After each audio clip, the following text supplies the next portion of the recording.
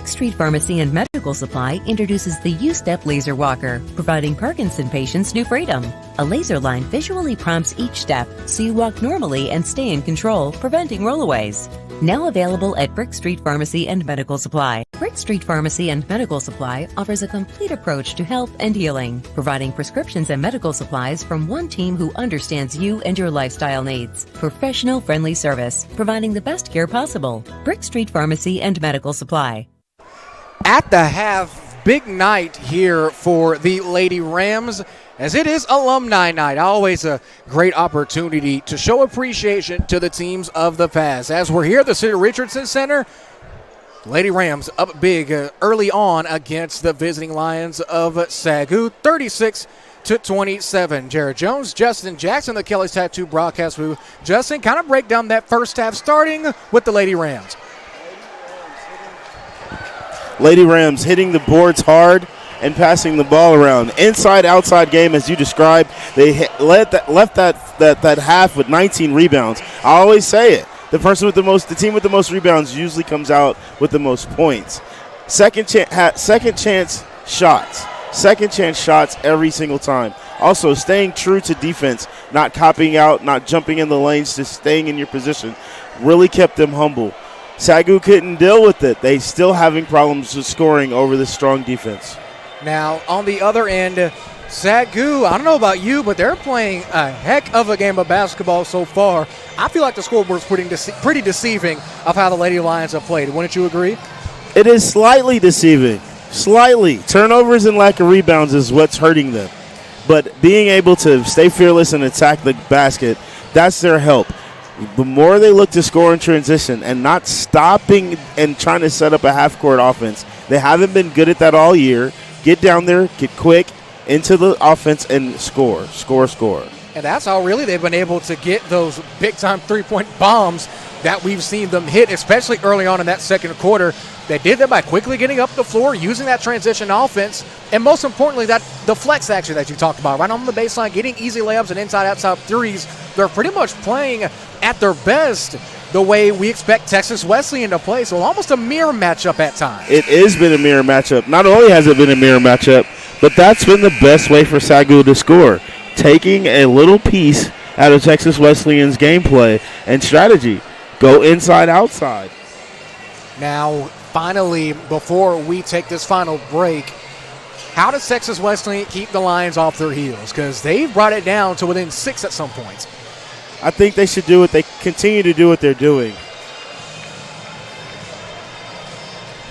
Continue to do what they're doing. Attack the basket and get the ball in the paint. They can't stop them down there at all. And it's just that simple. All right. Any closing thoughts before we get ready for half two? Rebounds. I guarantee you the team that has the most rebounds at the end of this game will come out as the winner. All right. Let's see if that premonition comes to fruition. Half number 2 after this. The rules of the road must be taught the proper way to ensure the highways and byways of the great state of Texas are safe for generations to come. If you're a teen or young adult looking to gain a license or just looking to refine your knowledge and skills, Tyler Rose Driving Center is the gold standard to getting the best behind the wheel results no matter your age or experience. Schedule classes over the phone at 903-535-7777. Tyler Rose Driving Center, located in the Green Acre Shopping Center next to Little Caesars, committed to safety, satisfaction, and service with a smile.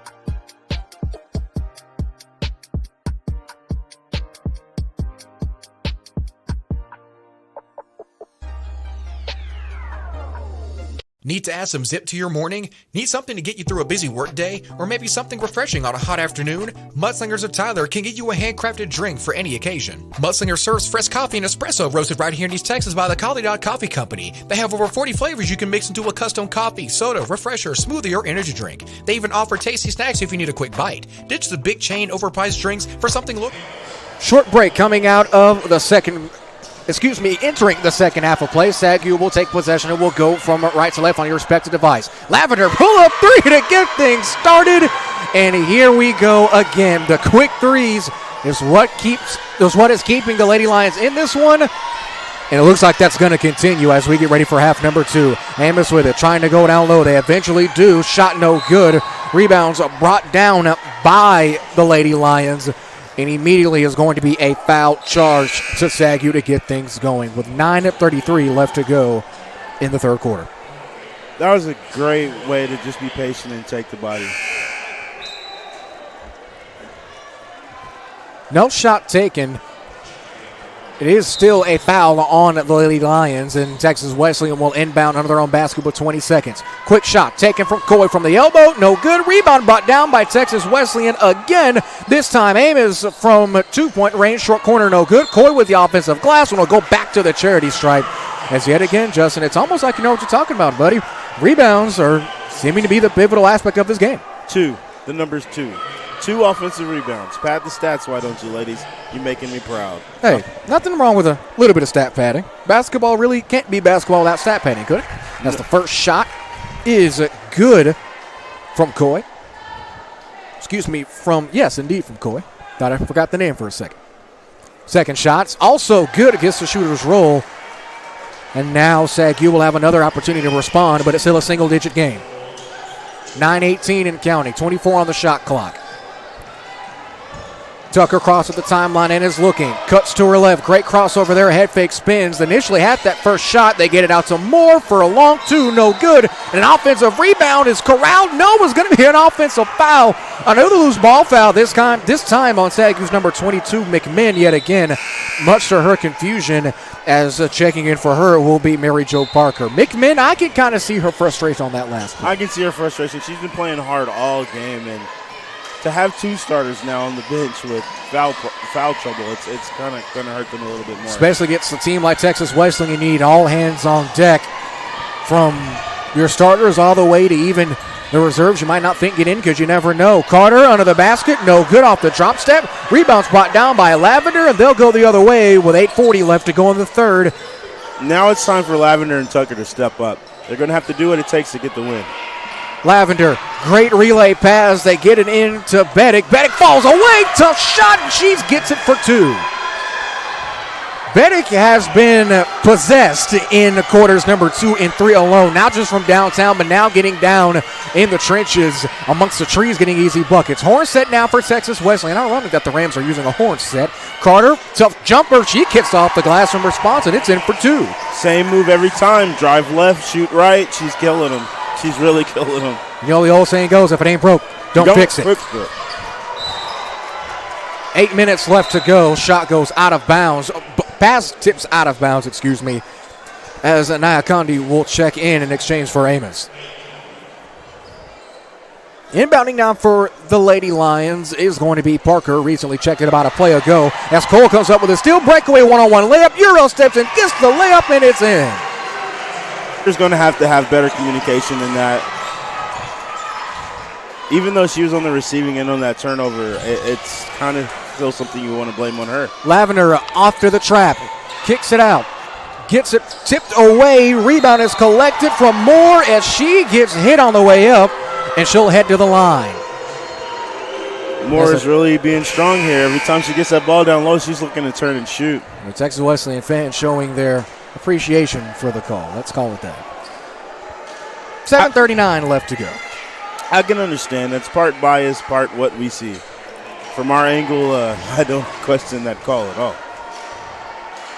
First free throw rattles in and good for the Lady Lions, as Moore continues to be one of the most consistent players on the floor for either ball club. Second shot also gets the shooters rolling in. And now it seems like Sagu is awake, live, and kicking. That first quarter is opening up with a 12-0 Texas Wesleyan run. Now it seems like they're here to play some ball. Carter kicks off the glass again and good.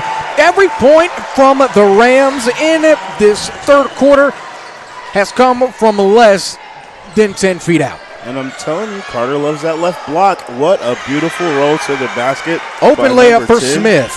Smith was waiting for the pass after the trap, and that's the detriment of running a trap. You always leave someone open.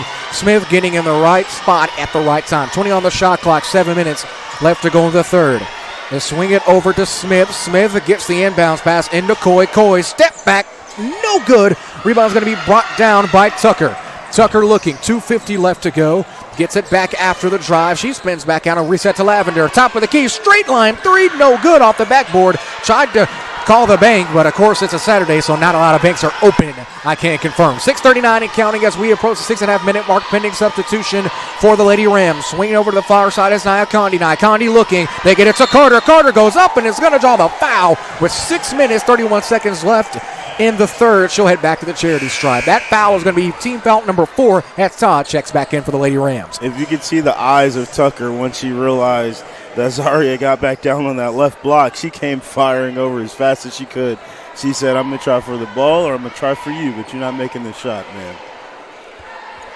First shot is no good. Back on and off. A little bit too much mustard on that one with 6:31 left to go in the third.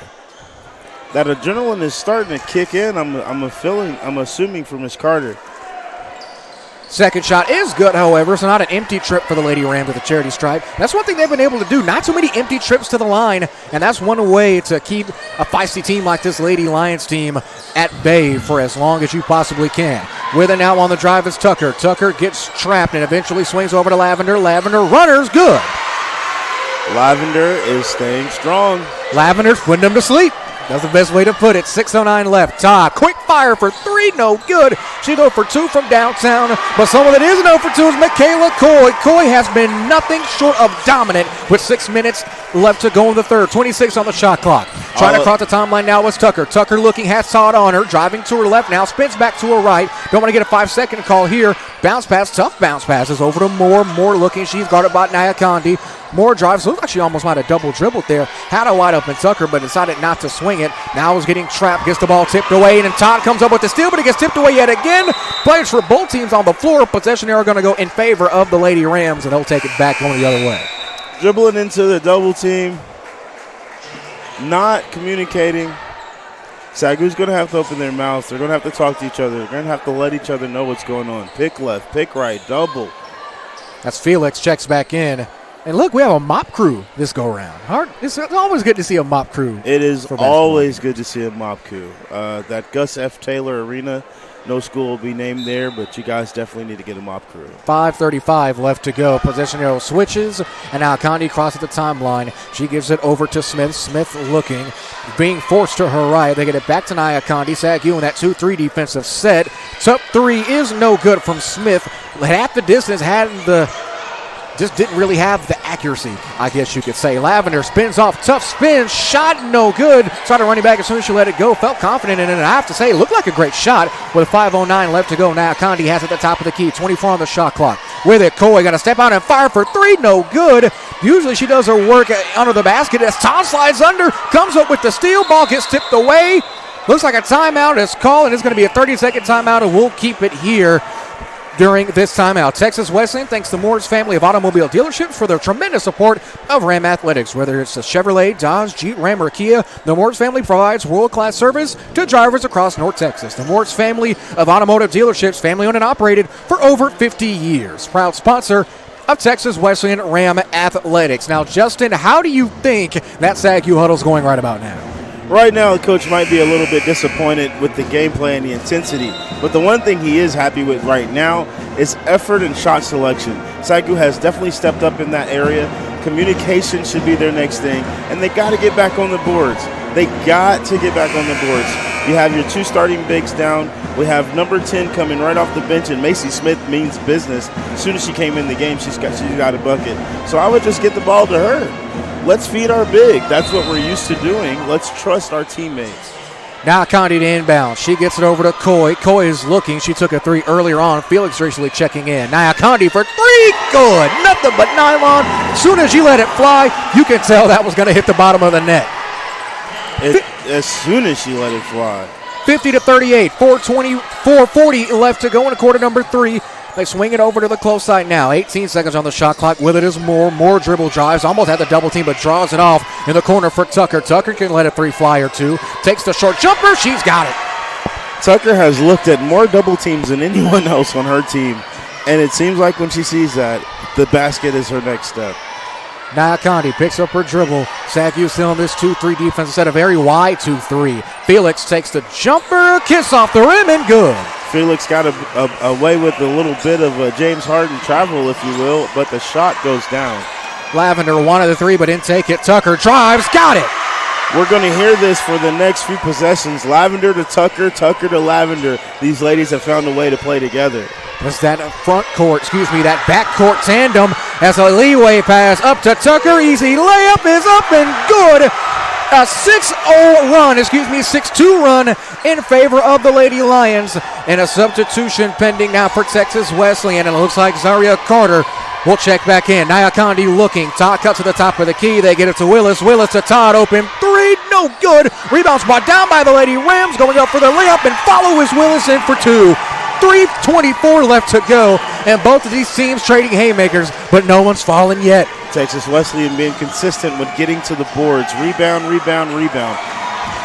More off the miss. Rebounds brought down by Coy. Now Condi across at the timeline, going now from left to right on your mobile device. 3:08 left to go. Over to Todd. Todd trying to direct traffic.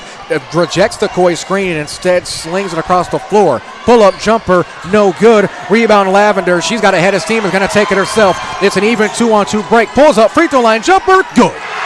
Sagu is going to be the best for them to score in transition. They should do just like their football team, run the ball. Now Condi over to Todd. Todd's been cold from downtown tonight. Very unlike her. Coy gets her shot blocked. Offensive rebound, no good. Felix with it. Felix go back up, and she'll draw the foul. Is that the first time we've seen Coy block with 2:31 left to go in the third? That is the first time we've seen her blocked with that time marker, but she did get her shot blocked, put back in her face in the second quarter, if you remember.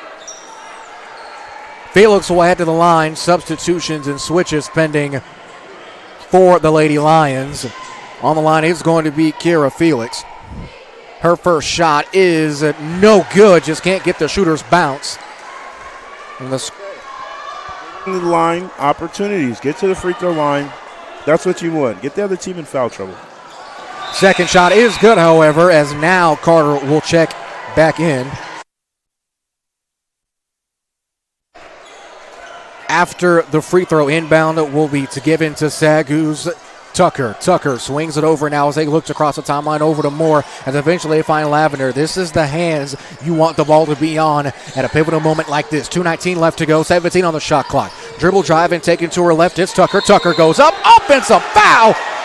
Much to the chagrin of the Sagu bench, that is charge number 3. At least this time it isn't on Lavender. That's one positive way to look at that last call. Texas Wesleyan will take possession back. Todd wasting no time attacking this 2-3 defense as we get ready to approach the 2-minute mark. Skip pass is over to an open Willis. Willis to Coy for two. Long two, no good. Rebound in for Cole, no good.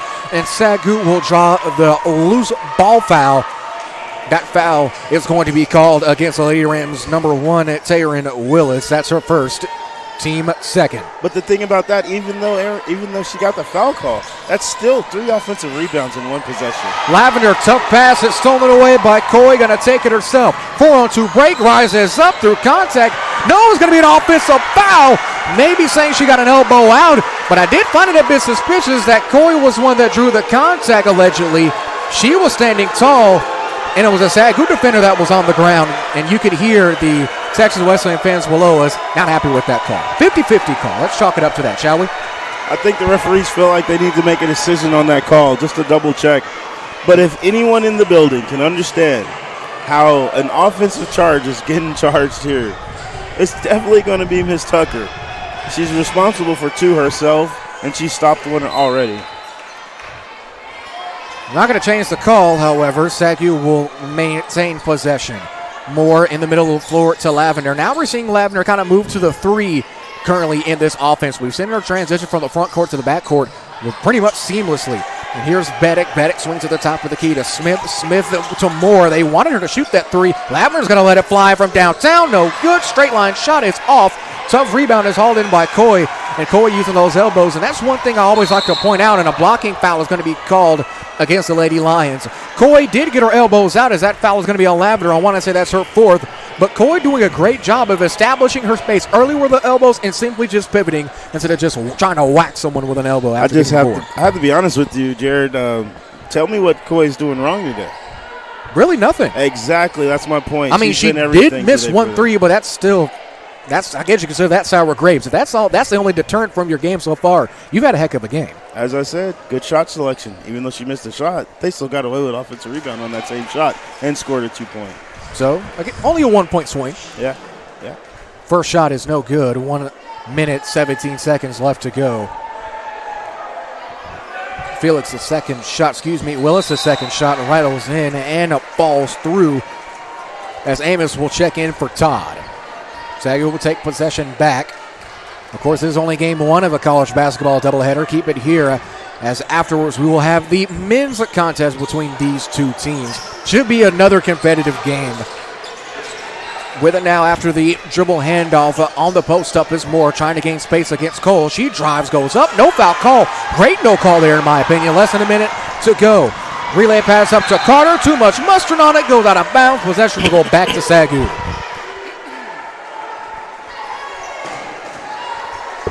So, another great defensive situation for Texas Wesleyan right here. If they can get the stop, they can actually show their dominance. Here we go. There it is right on time. Amos with the steal. Breakaway one-on-one layup. Good.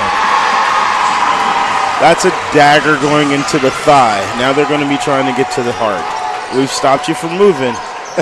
Now we got to finish you off.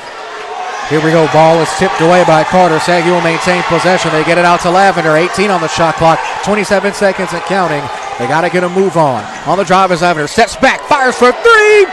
No good. Ball will go out of bounds with 9 seconds remaining on the shot clock. 20 on the game clock. Texas Wesleyan want to have at least one more full possession. I'm sorry, Miss Lavender, but the ball doesn't lie. You tried to get away with the little Michael Jordan-esque push-off, and that ball floated on you. Here's Amos with it. After the turnover, they get it into Carter. Carter spins, goes up. She's going to go. The foul clock will stop with 8.7. And now Texas Wesleyan will have another opportunity to expand their lead at the free throw line. I believe Carter, as soon as she realized she's not down on her left block, she's going to reset and try again. That's what she did. Gets her to the line. Lavender will check out.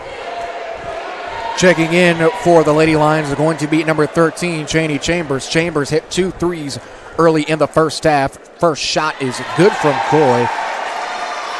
Coy has been a joy to watch. How's that? You know, we always try to get a pun in there every once in a while. How's that? Playing hard, getting rebounds, throwing elbows, making shots, not afraid to play defense. Doing the dirty work. Let's just chalk it up to that.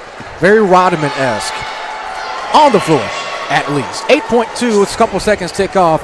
Lane violation called. One more free throw coming for Texas Wesleyan.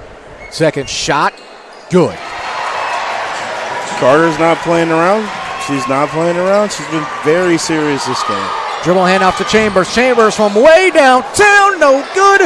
Offensive rebound almost brought down by the Lady Lions, but that'll conclude quarter number 3. When we come back, the final minutes of this ball game. This is college basketball on the Antler Sports Network and ASN Radio.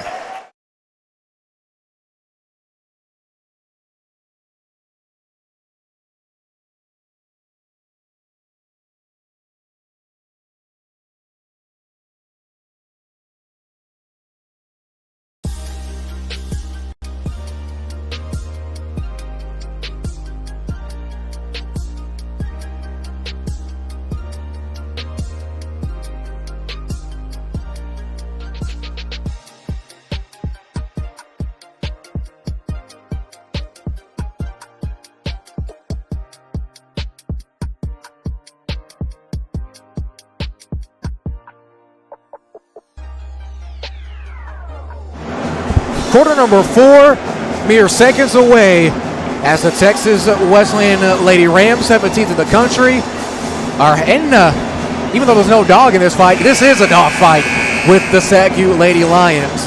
Jared Jones, Justin Jackson, the Kelly's Tattoo broadcast booth, as the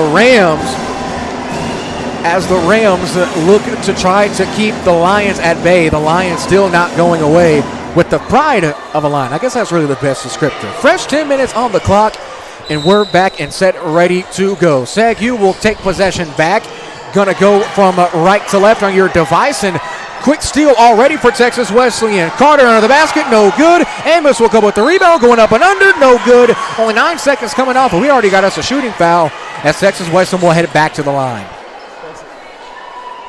Texas Wesleyan firing away, driving hard to the basket quickly, coming right on the inbound play and going straight to the basket. That's kind of what you want at this point in time. You're smelling blood in the water. It's time to put this team away. First shot is is good. Still 9:51 left to go. Second shot is up, and nothing but nylon. Texas Wesleyan has been superb from the free throw line. It is one bigger reason that SACU has been struggling to come back in this one. Up to Chambers. Chambers looking. They eventually hand it back over to Moore. Moore gets double teamed and is going to draw the reach and foul. That foul is going to be charged to Texas Wesleyan's number 21, Taryn Willis. That's Willis' second, team second. Starting off with this press. And it looks like SACU's going to take a timeout, and we'll take it with them. Lions down 61-46. Back after this 1 minute timeout on the Antler Sports Network and ASN Radio. Did you know you had a Texas State bucket list must-see right in the heart of East Texas? It's Circle M Crawfish in Big Sandy, Texas. Circle M is more than just crawfish. It's home to the best deep-fried catfish in town. There's something for everybody to enjoy, including chicken fried steak, burgers, and ready-for-game-day wings. Circle M has everything you need to have a good time with the whole family, with a gated playground to keep kiddos entertained. Circle M Crawfish on State Highway 155 in Big Sandy, Texas, home of Circle M Rivalry Week.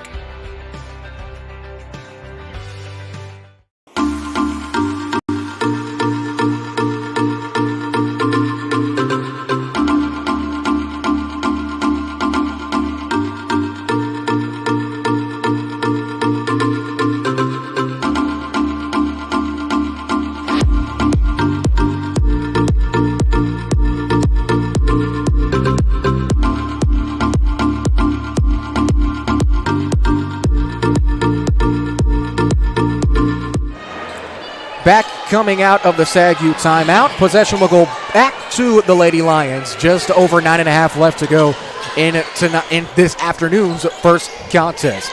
With it now after the inbound, picking up her dribble is Chambers. Chambers looking, eventually gets it out of harm's way to Reddick. Reddick from way out, not enough on it. Out of bounds. Possession will go to Texas Wesleyan. 9:24 left to go in the fourth. She shot that from Everman, Texas. Almost shot that from Abilene. 9:20 left to go in the fourth. Cole has it, looking for Amos at the top of the key, but eventually swings it over to Willis. Willis looking, almost fouling out of bounds. They get it to Carter. Carter going back to that immediate block. Coy gets it in bounds at the elbow, and it looks like Cole will get it out and reset. 10 seconds on the shot clock. They get it to Amos. Amos drives with 9 minutes left to go. 5 now on the shot clock. They get it to Coy. Coy, her second three-point shot is short. SACU will come down with the defensive glass. And Coy, the only flaw in her game so far is just she's 0 for 2 from deep. That's not a bad issue to have if it's stolen away. Breakaway for Willis. Willis goes up. Got it. Willis with another great defensive play. Keeping her head down, playing defense, live, active hands. 8:36 and counting left. Dribble handoff over to Chambers. Chambers swings it to Tucker. Tucker looking, trying to get it down low, and they eventually do. Quick layup is in response, and that'll stop the bleeding temporarily. More on that last layup, 63-48. Tough pass. Looks like they got it into Cole. Don't know if that was intended or not, but coming down with a tough defensive glass is Smith, and Smith's going to draw the loose ball foul. That foul is going to be against the Lady Rams number 10, Michaela Coy. 8:18 left to go in the fourth quarter. It did look like that was a lucky pass, but I saw her head whip around. She knew exactly where her point guard was coming to. Free throw. Get it there. With it is Tucker. Tucker bounced past to Chambers. 22 on the shot clock and counting. They try to get a leeway passing to Moore, and they do. Front iron, no good on the mid-range shot. Rebound's going to be brought down by Carter. Carter, 8 minutes left. Over to Amos. Amos takes a pull-up jumper. It's swatted away. Ball goes out of bounds. Possession will stay with Texas Wesleyan. You couldn't really tell that was a blocker. Foul, saw a lot of hair swinging there. Autumn Moore blocked the ball very well. She seemed to be slightly frustrated when she came down and turned over the ball on the other end. But she definitely tried to come back and make it up. Morvick will check it back in for Sagu. They get it over to Cole. Cole, they try to get it down low to Carter and do. Cole, turn around, no good. Rebound, Coy. Coy turns the shoulder, goes to her left shot, no good, but she will head to the line with 7:48 left to go. Showed at the charity stripe for, I believe, it's the fourth time in this second half alone. She has made a living at the line. Whether that be the lines outside of the key or at the free throw line, either way, she has been dominant in the paint. First shot, good.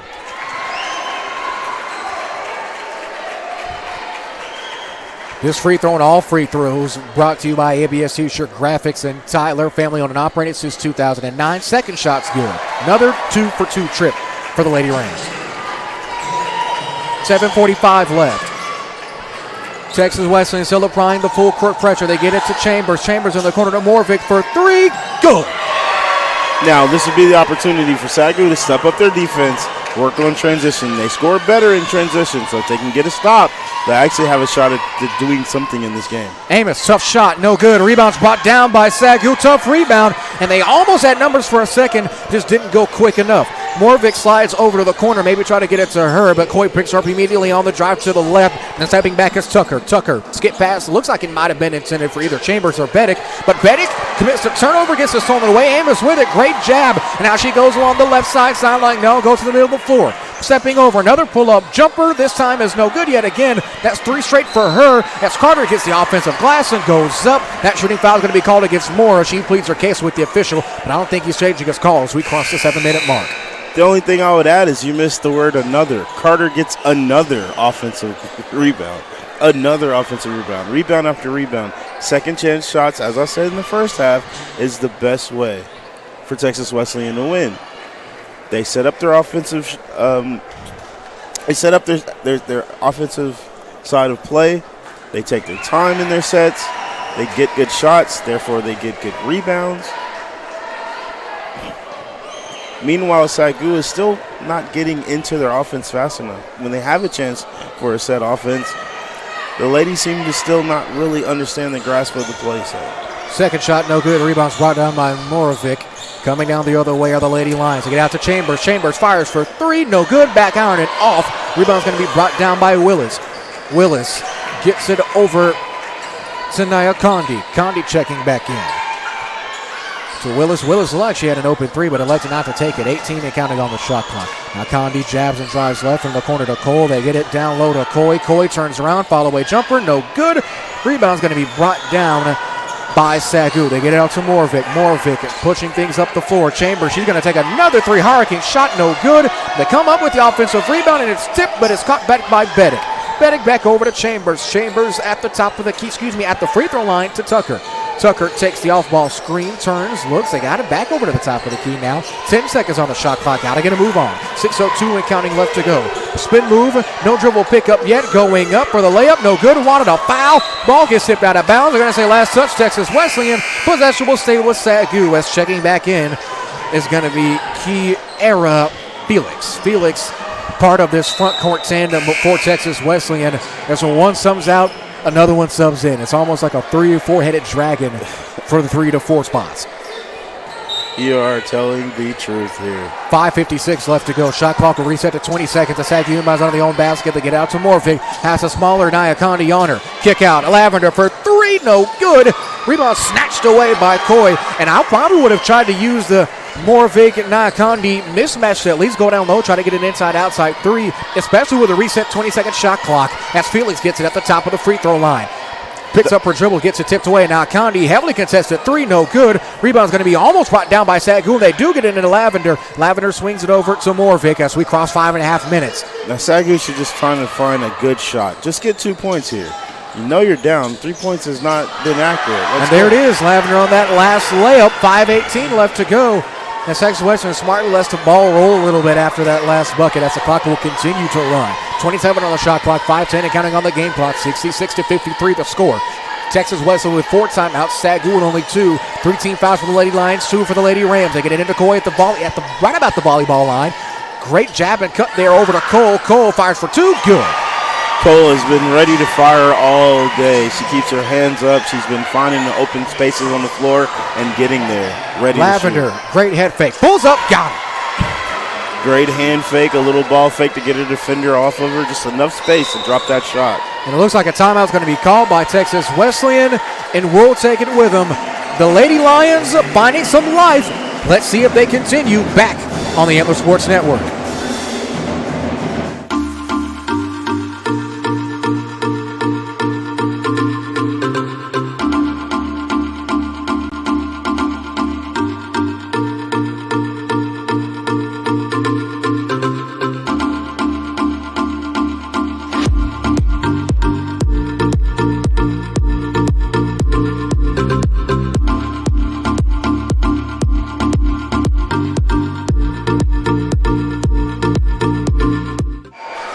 After the timeout, Sidney Richardson center for game 1 of a college basketball doubleheader on the Antler Sports Network and ASN Radio. 4:40 left to go in the fourth quarter of play.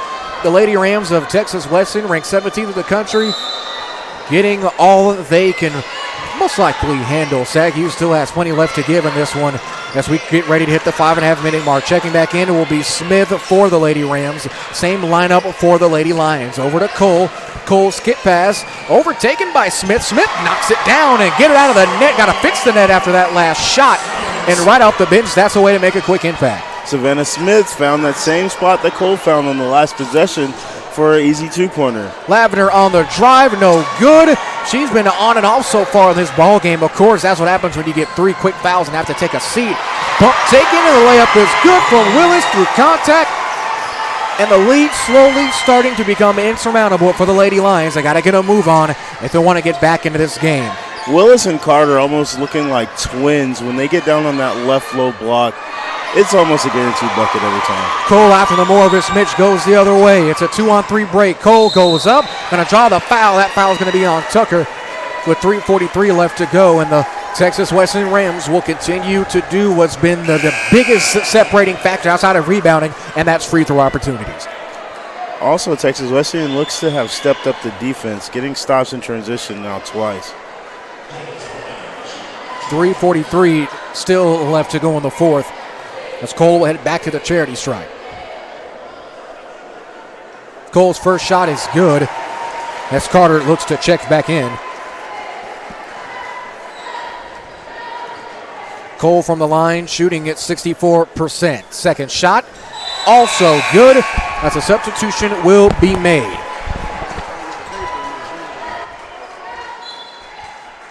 Here to inbound yet again for the Lady Lions is Moore. Moore gets it over to Tucker. Tucker looking, and now Texas Wesleyan seems to be in a high man-to-man set. Almost a full court, but not full court just yet. After the missed rebound is brought down by McMinn. McMinn can't get it.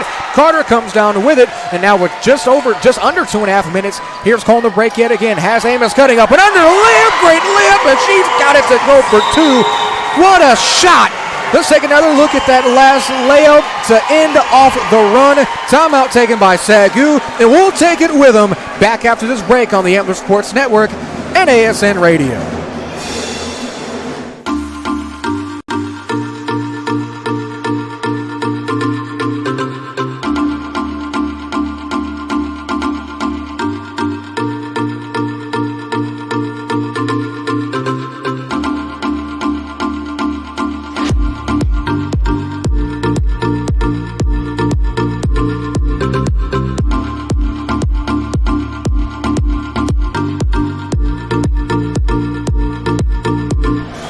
Back after timeout, Texas Wesleyan, after that last layup, looking poised to win this one at 3:15 and counting left to go as the sand slowly starts to fall out of the hourglass. With it now is Tucker. Tucker looking, driving left, eventually swings it back out. Now at the top of the key is Lavender. Lavender takes the screen from McMinn, goes up, kiss off the backcourt, no good as McMinn tips it back out to Lavender, and another offensive opportunity just under 2 minutes. Tucker for 3, no good. Another offensive rebound, that's number 2. Keep the counter going. Lavender fires off another 3, no good. Almost number 3. offensive rebound number 3, but Amos puts it into it and gets it back to Cole. Lid just on the basket right now for Sagu. Can't get a shot to fall. Over to Smith. Smith, also another former Region 14 athlete from Coastal Bend by way of Sugar Land, Texas. Into Felix. Felix gets it over to Smith. Smith fires for 2. Good. Smith has made a killing off of that mid-range short corner 15-foot jumper. It is 100% their shots. The guards are almost expected to make that shot. Looking for it now is Lavender. She eventually gets it, closely guarded by Amos. She steps back, drives, head fakes, goes up and under. Great layup and gets it to go for 2. That is how you teach that move. Head fake, up and over, step through, score. Stolen pass from Cole is going the other way. It's a 3-on-3 break if they hurry. Going up for the layup is going to be Moore, and she'll head back to the line. But let's take another look at that Lavender layup. Wow, just an easy head fake. The good old-fashioned dream shake. You can't beat it when executed properly. With a minute 50 left to go in this one. This time coming back down, Savannah Smith tried to step over and cut her off before she gets her nice move, and contact was made. First shot rattles in and good.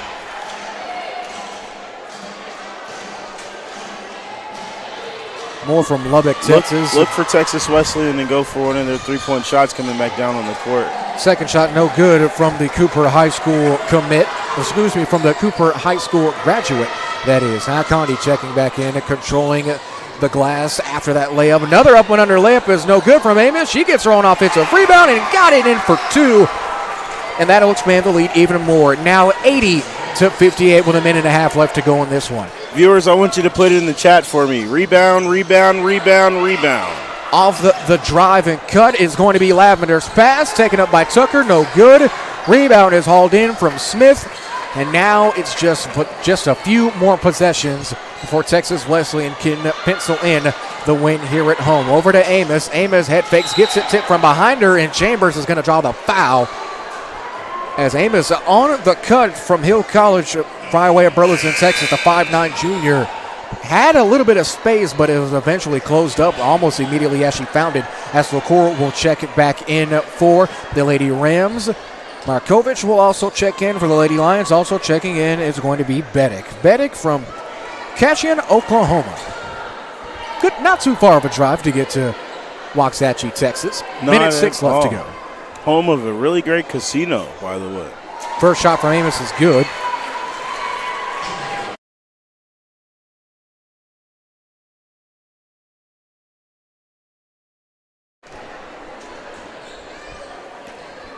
Better known for their golf course. Second shot from Amos is also good. Checking in for the Lady Rams is going to be number 5. That's Barbie from Tacoma, Washington. Graduate of Franklin Pierce High School, averaging 5 points, 2 rebounds a game.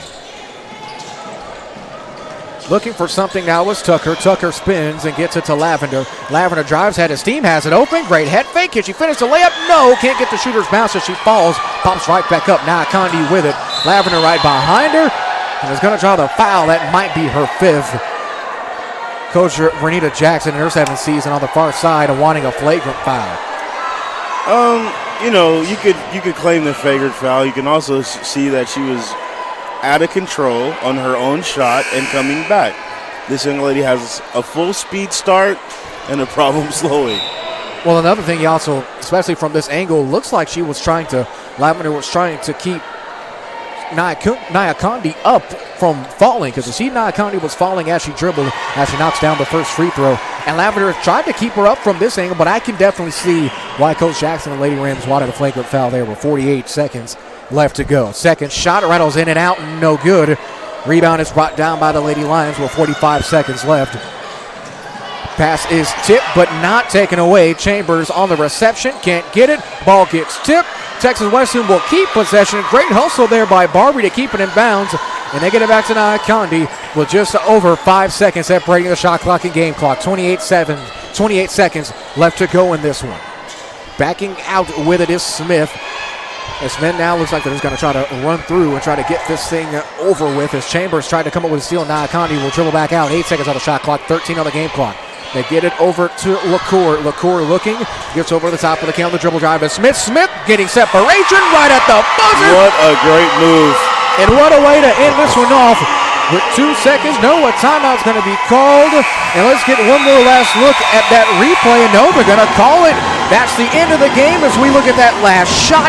And SAGU falls on the road. And Texas Wesleyan continues their domination across the country. 85-58. We'll take one short break. And we'll conclude this broadcast to get you ready for game number 2. This is college basketball on the Antler Sports Network and ASN Radio. One of the most important purchases you'll ever make. It's how you drive to work, how you take the kids to school, and how you get to some of life's biggest moments. Why not treat your car as such? Visit Thompson Tire and Services in Tyler on 3021 South Bonner Avenue. Joe Thompson and his team of professionals bring decades of under the hood experience to ensure that your car runs at its best. Any make, any model, Thompson Tire and Services is the only place to get the best service for your car in the entire East Texas area. Thompson Tire and Services in Tyler, proud sponsor of the Antler Sports Network.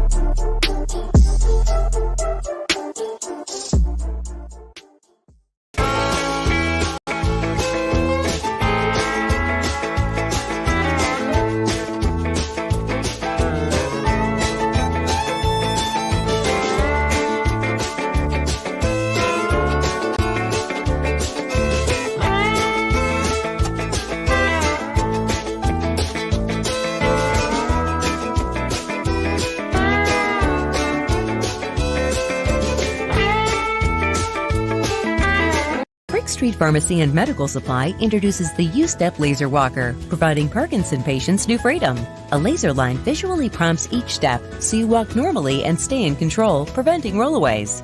Now available at Brick Street Pharmacy and Medical Supply. Brick Street Pharmacy and Medical Supply offers a complete approach to health and healing, providing prescriptions and medical supplies from one team who understands you and your lifestyle needs. Professional friendly service, providing the best care possible. Brick Street Pharmacy and Medical Supply.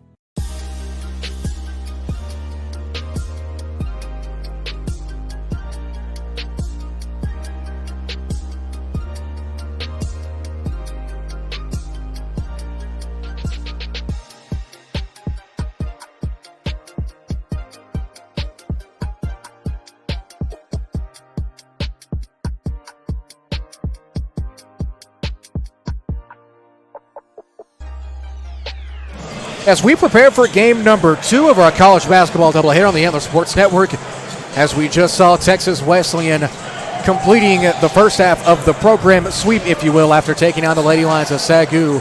And before we get ready for game number 2, let's elect our Thompson Tire and Services player of the game. Justin, as always, you do the honors. I got to go with Michaela Coy. Her consistency, leadership on the floor was just phenomenal. And really that was the biggest aspect of the game, not just because she played the 5 majority of the game, but because not only was she controlling on the board, she was also scoring the basketball at a very efficient level as well. Justin, any closing thoughts as we conclude the women's game of our doubleheader? I just want to conclude my closing thoughts is my opening thoughts. Turnovers, rebounds, second chance shots. That's what the storyline will read for me for the ladies' game today. We'll take one more short break, and when we come back, we'll set the scene for the men's game. This is Texas Wesleyan Ram basketball on the Antler Sports Network, AntlerSN.com, and Antler Sports Network Radio.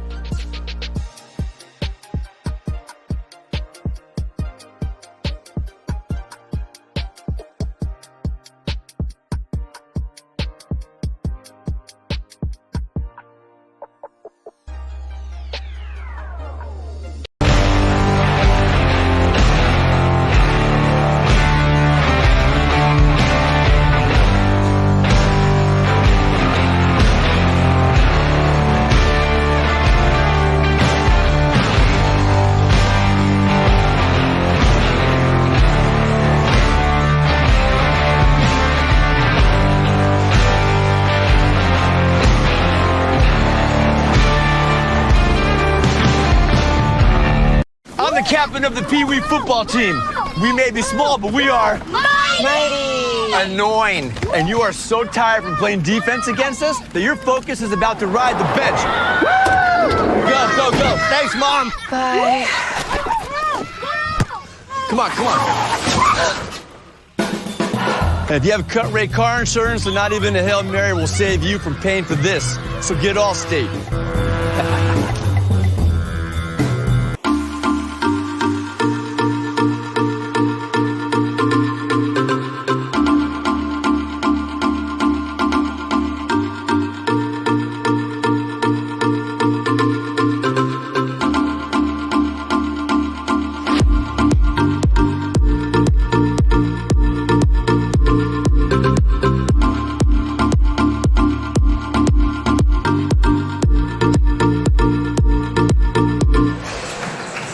Game at number 2 is just moments away from beginning here on the Antler Sports Network and ASN Radio. Jared Jones, Justin Jackson, and the Kelly Sat 2 broadcast booth up above at the Sid Richardson Center as we get ready for the men's game between the Rams of Texas Wesleyan and the Lions of Sagu. Sooner Athletic Conference matchup, Justin. This conference is no joke, and so far this Texas Wesleyan team has been no joke, led by the one and only Akili Venning from Fort Worth. Kind of a little bit of a bond there shared by you two. Venning is from Fort Worth. You have some ties to Fort Worth, as you have made well documented in both of our Texas Wesleyan broadcasts. Venning's a straw that stirs the drink for this Texas Wesleyan team, leader in all 3 major statistical categories. He leads in points, rebounds, and assists per game.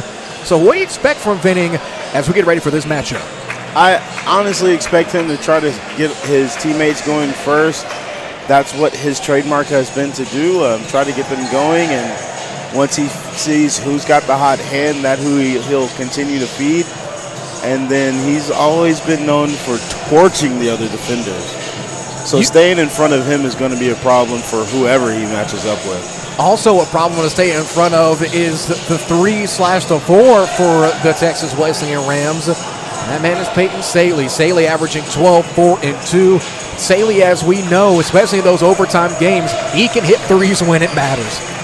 He can hit threes when it matters, when it doesn't matter, from the shower, from the shatter. He doesn't care. He's going to shoot that 3 ball. And shoot it consistently as well. That's the biggest thing. Saley's shooting 40% from the three-point line. Yes, sir. 40%. That's a pretty good mark. We can't forget that pump fake. He's got that old school pump fake at the 3-point line right off that shoulder, get you in the air, and he's right by you laying it up. And, of course, you have to account for it because, as we know, he will let it fly, so it's almost natural to fall for a pump fake from such a good shooter. But let's look on the other side at the Lions of Sagu. Currently entering this game with a 13-8 overall record, 8-7 in the Sooner Athletic Conference, 5 games behind Langston for first. This is a very competitive conference, and Sagu's been trying to weather the storm, and a big opportunity here against a very good team on the road, led by the big man. At one point, Sooner Athletic Conference Player of the Week, Philibert Weeks, coming out of Brooklyn, New York, transfer from Buffalo State College. He's 6'10", he's consistent, and he can rebound the ball. 8 points a game, 9 boards a game, and also an assist. So a big man that can definitely rebound the ball and use that size and even score. This is going to be a problem for the Texas Wesleyan Rams defense, Justin. Yeah, it is. He's always around the glass. You can try to box him out if you want to, but are you going to be able to out-jump him? And if you can out-jump him, are you going to be able to box him out? Because he really believes in positioning, but going hard at the basket, that's what he's up for. Now, also for this Sagu team, a name pretty fitting for this upcoming young man, Mr. Kinghorn himself. Tyler Kinghorn had a career high not too long ago, coming a long ways from Billings, Montana, the 6'7" senior forward. 10 points a game, 5 boards a game. This is a guy who can also control the offense for the Lions. Another facilitator, another possible issue for the Texas Wesleyan Rams. And on the topic of the Rams, 2 big pieces are currently out with injury. Michael Mee out with injury, and also out is Chris Lafayette. Justin, I know you might remember Lafayette. He was also a great part of the Rams bench in that quadruple overtime game. Yes, sir. So having that piece off the bench Let's see what Coach Brendan Shingleton and the Rams have in store as they take on the Lions, led by head coach Delton Deal in his 6th season. It's Sooner Athletic Conference basketball on the Antler Sports Network. When we come back, we'll continue to get you ready for tip-off on the ASN, ASN Radio, and AntlerSN.com.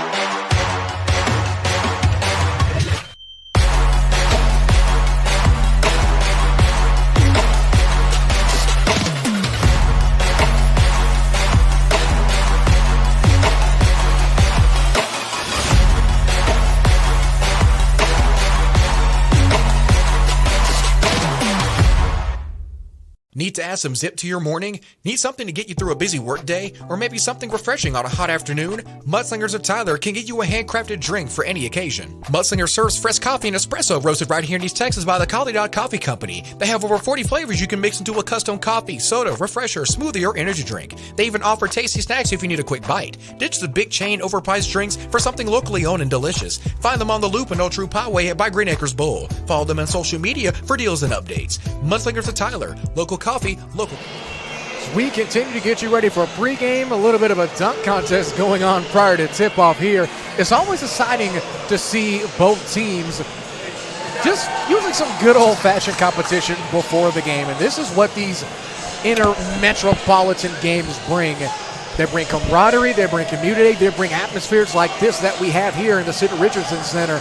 As we heard, the girls' game got pretty intense, even with the scoreline being as lopsided as it ended up getting. So what do you expect from this game for the, not really the nightcap, but the day cap? Not a lopsided situation. Put your heels on, get your Gatorade ready. Go ahead and put a belt on your seat at home.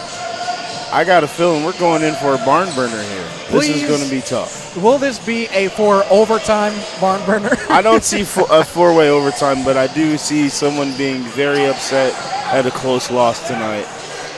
This game is going to come down to defense, getting stops, because this is two very high-powered offenses.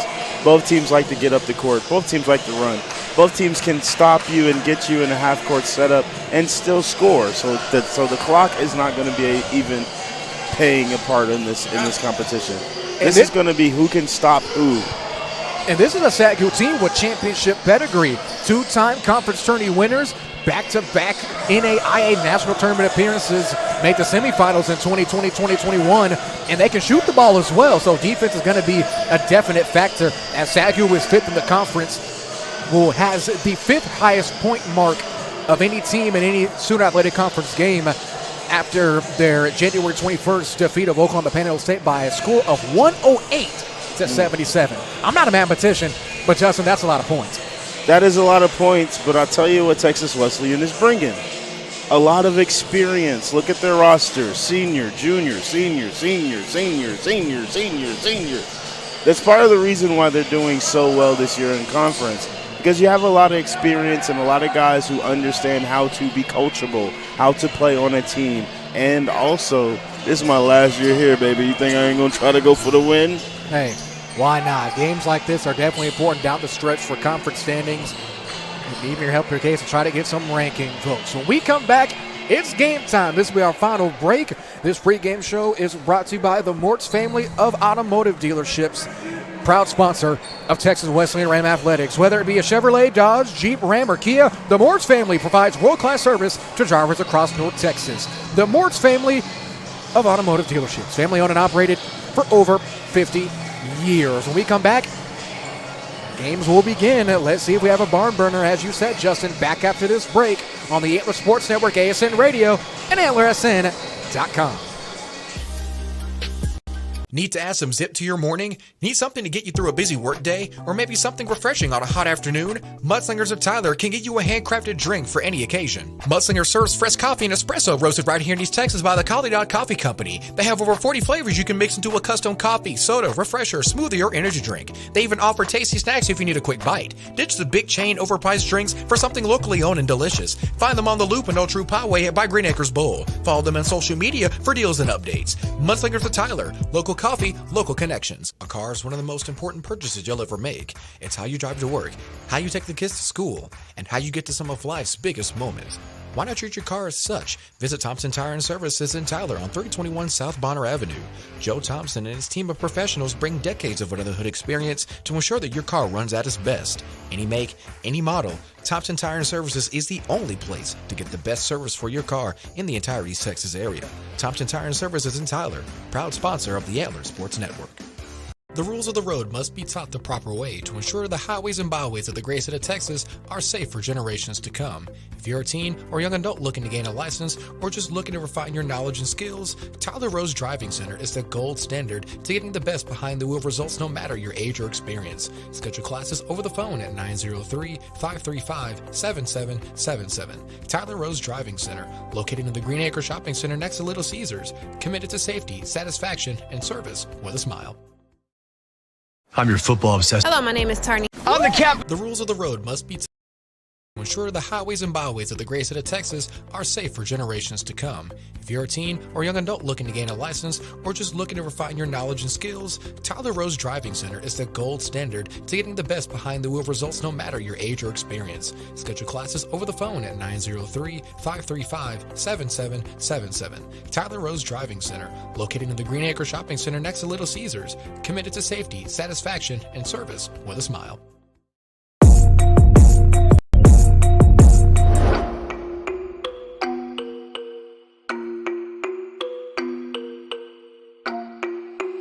MTC Beats.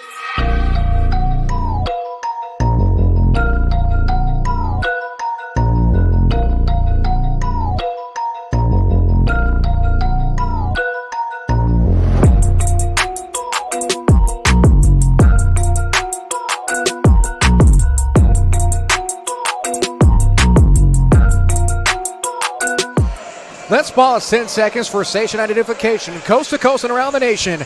This is Antler Sports Network and ASN Radio.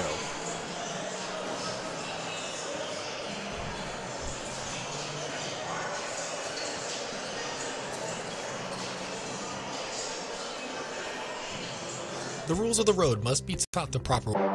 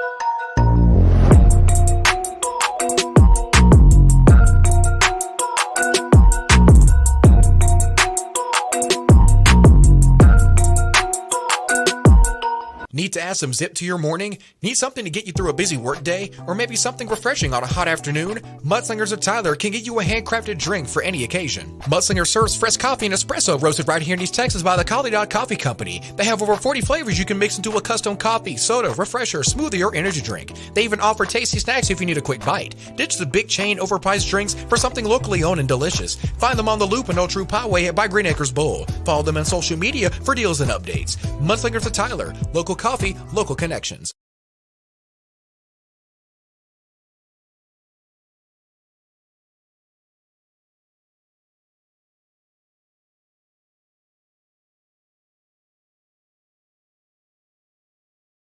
Hello, my name is Tarnisha. My name's Anthony. And we own Drip Like Jesus. Drip stands for devote, reach, influence people, just like Jesus did. Each one of our apparel has a scripture on the back that goes with the design. It's our cool way of spreading the gospel and looking fly. We are located in Stonebriar Mall in Frisco and also online at www.driplikejesus.com. So feel free to go online and shop or come check us out in Frisco. And thank you for helping us spread the gospel.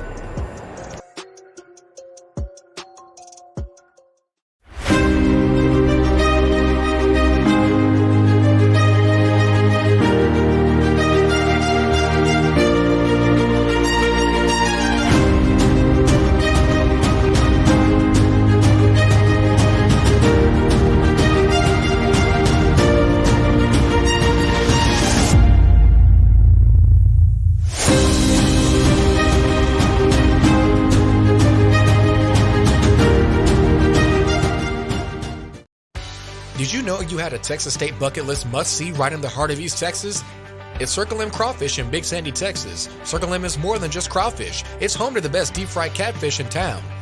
There's something for everybody to enjoy, including chicken fried steak, burgers, and ready-for-game day wings. Circle M has everything you need to have a good time with the whole family, with a gated playground to keep kiddos entertained. Circle M Crawfish on State Highway 155 in Big Sandy, Texas, home of Circle M Rivalry Week. Nippick Golf utilizes true golf simulators to cater to the avid golfer and those new to the sport. With True Golf technology offering advanced analytics. Feeling hungry? Try the Knockout Pizza, Parmesan Crusted Pretzel Bites, or the T-Box Tacos. Bring your own clubs for parties, corporate events, fundraisers, league play, and more. Take the green on 97 prestigious courses.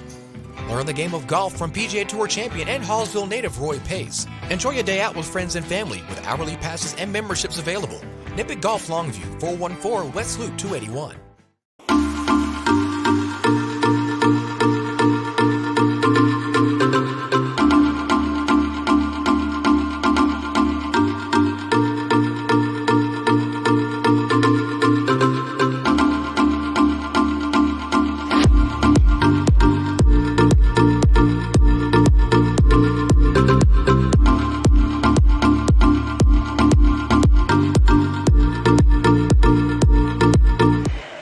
As we get ready for tip-off here, Justin, I don't know about you, but so far the players have certainly done their job of making this thing give the good old-fashioned saying big game feel. Yes, sir. Big game being big game energy. Texas Wesleyan will be playing in their all-Navy attire. And Sagu, as they introduce their starting lineups, are in their all-purple attire. No stripes or piping, nothing too flashy. Just gray numerals and lettering with black trim, lions and christened across the front of the chest. Both teams seem to be in a darker uniform, so this should definitely be interesting to try to navigate, especially for our officials down the stretch. I'm kind of perplexed. Normally, our coach is a little bit on the fashion take. He'd usually wear the opposite. You would think that, well, you know me, I'm old school. The home team should always wear a white or the lighter color. Yes. I know the people are starting to slowly shy away from that. For what reason, I have no clue whatsoever. But to me, the home team should always wear white. There's been a lot of home grays this year, and I'm proud of, shouts out to the Premier League for being cognizant of how the uniforms look to the viewer for the TV. Because his gray uniforms look so drab for some of these schools because of how their floor look. But I'm actually pretty happy. Both uniforms here, this purple, this navy, we won't be confused, and it looks pretty awesome. I'll try not to be confused. Speak for yourself. I'll do my absolute best. But as both teams get ready to approach the jump ball area, the last 3 games for Texas Wesleyan, 2-4-1, January 19th, defeating Oklahoma City University 95-75. A loss at John Brown, a win over to Arkansas, and it fell 83-7 on the 21st. In the most recent game, a manhandling of the Trailblazers of UNC Dallas, 100-69. Texas Wesleyan has 9-1 at home, 8 straight wins here at the Sir Richardson Center. And they're 3-0 against DFW schools and 3-2 against purple teams. How's that for a stat of the day, brought to you by HTO, our hometown drink stop? I'm loving that stat. Of course, the purple teams in the DFW area, you know how we do it in Dallas-Fort Worth. We love to play our basketball. And we love our purple schools. Love a good purple school. Sometimes purple could be overdone, but when done properly, purple's a great color. Fresh 20 minutes are on the clock. Both teams leaving their respective huddles. We're set to go for game number 2 of our college basketball doubleheader. You can get you a better description now in Texas Wesleyan's uniforms. Navy tops and bottoms with white piping on the side. All white numerals. Navy lettering with a white, thin white trim with Texas Wesleyan at the top of the bottom of the numbers. With the primary Rams logo at the left chest and a golden Nike logo across the right chest. 2 really, really tall human beings in both Robert Brown and Philbert Weeks doing the jump ball honors, and Texas Wesleyan will take possession first. And here we go. 5 seconds have gone, and with it now to get things going is Gavin Harris. Harris gets it over to Vinning, takes the Brown screen. He skips it over to Hoskin. Hoskin goes up and under. Tough layup, no good. Follows himself, can't get the second shot to fall. Gives the offensive rebound, no good. 3 offensive rebounds, but Sagu comes up for their first offensive possession. Hall, skip pass to the far side to Boiling. Boiling side, set, fires, good. Very ready to shoot. Came around the corner off the screen, hands up. He was already ready in shooting motion before the ball got to him. Here's Peyton Saley, who we described as another X factor for this Texas Wesleyan offense. There's going to be a reach-in foul called. That's going to be the first against Sagu and first against guard for the Lions. Number 1, Alaric Hall from Mansfield, Texas. A short drive from here in Fort Worth. So yes, sir. Mansfield, right southwest of Fort Worth. Sorry, southeast of Fort Worth and Kennedale. Shout out to Coach Barnett and the Coach Groff and the Kennedale Wildcats will be there next week as they take on their Alvarado Indians. And a tough bucket there for Robert Brown. Brown using that size and showing his defender. Yeah, it's going to be a rough night. And this is definitely going to be a trench war for both of these ball clubs. With it now on the far side is Hall. Hall looking, eventually gets it to Weeks after the screen. Weeks kicks it back out. Quick 3 is going to be taken and no good. Rebound is hauled in by Vinning, but it's going to go the other way. Possession will stay with Texas Wesleyan with 8:47 left to go in the first. You have to remember Sagu and Waxahachie basketball. That's where they play with very defensive fast hands. Always have their hands in the passing lane. Even the ladies were slightly successful with the same type of defense. Saley hand off it to Vinning. Of course, as you mentioned, Waxahachie, they took down DeSoto last night in 6A high school basketball action. Saley set back, not Saley. That was number 13, Gavin Harris, on that last shot attempt, head fake. Quick 3 is taken by Hoskin Lane. The shot clock no good. It's going to be out of bounds. No shot clock violation. Who's going to call it out of bounds? Turnover either way, as Sagu right now on defense is starting to settle down with 16 left to go in the first. That is exactly it. They're starting to settle down and get in a groove. The one thing that I find interesting is despite the background of a lot of the coaches, the region for Texas basketball still has the same play style. It's very interesting. They get it down low. Follow-away jumper. Tough follow-away jumper is rattled in for 2. That last shot is knocked down by Brooks Haddock. And the defender was there all over him. He just seemed to rise up over him, and a slight fade on the shot. Hoskin on the drive, ball gets tipped out of bounds. Turnover yet again for Texas Wesleyan. That's 2 quick turnover against the Sagu team that looks like they're ready to play. Keon Hoskin tried to jump up and go ahead and take the shot without securing that ball. Going through the motions. With it now is Hall. Hall on the right side, 24 on the shot clock. Looking for the screen in, uses it, drives to his left. Eventually hands it back over to Boiling. Boiling cuts across the center of the floor. Skip layup, good. A quick 6-0 run already for the Lions. The Sagu on the road with 17.5 left. And Coach Shingleton and the Rams have to get a bucket here on offense to stay within this one and keep it close. Vinning, great pass. It's over to Brown, who falls away, gets the contact bucket to go for 2. And now it's back to a one-possession ball game. 17 minutes, 14 seconds left to go. This has been like a light heavyweight boxing match, that they're going right back at each other. 3 from way downtown from Haddock is no good. Offensive rebound corralled by Hall. Weeks on the drive, up and under. Great touch around the basket to get the layup. And it looks like Sagu is just going to keep striking every time Texas Wesleyan has an answer for their offense. Playing simple, playing relaxed, playing in the motion and the way of the form of the game. Way downtown for Harris is no good. Ball goes out of bounds. Possession will go to Sagu. 16:48 left to go. And the Sagu bench, as you can see, is heavily animated. Yes, it is. They're playing so well, and they've literally only called one play. Now they're getting into the second play set. They actually have another motion play, and the same play that they ran in the beginning, the little three-point out turn. Here's Boiling. Boiling takes the screen, gets to the free throw line, tough follow-away jumper, and it gets the shooters rolling. Good. The mid-range jumper seeming to be what is going to work for Sagu early here on the road. 16:23 left to go, 24 on the shot clock. Vinny going to bring things back out and see if they can try to suppress the bleeding here. Takes the Brown screen and drives left, hands it back over, free throw line jumper for Brown, no good. Tough rebound is snatched down by Weeks. That's the one area it seems to be consistently around the globe. Big men are missing that jumper at the free throw line. Hoskin comes up with the steal and is going to drive to his right. Great pass, easy layup, and there it is. Coming back for it is Brown, as Brown makes up for that last bucket with a bucket of his own. 15:50 left to go, 26 on the shot clock. With it now is Hall. Hall picks up his dribble, now is looking. Had Boiling on the cut, but instead swings it over to Haddock. Haddock at the far side now, open now in the corner. Great ball movement here by Sagu. Over to Weeks down low, 14 seconds. Drop steps, turns, just short, no good as Hall slithers his way through. It gets the offensive glass. What a layup.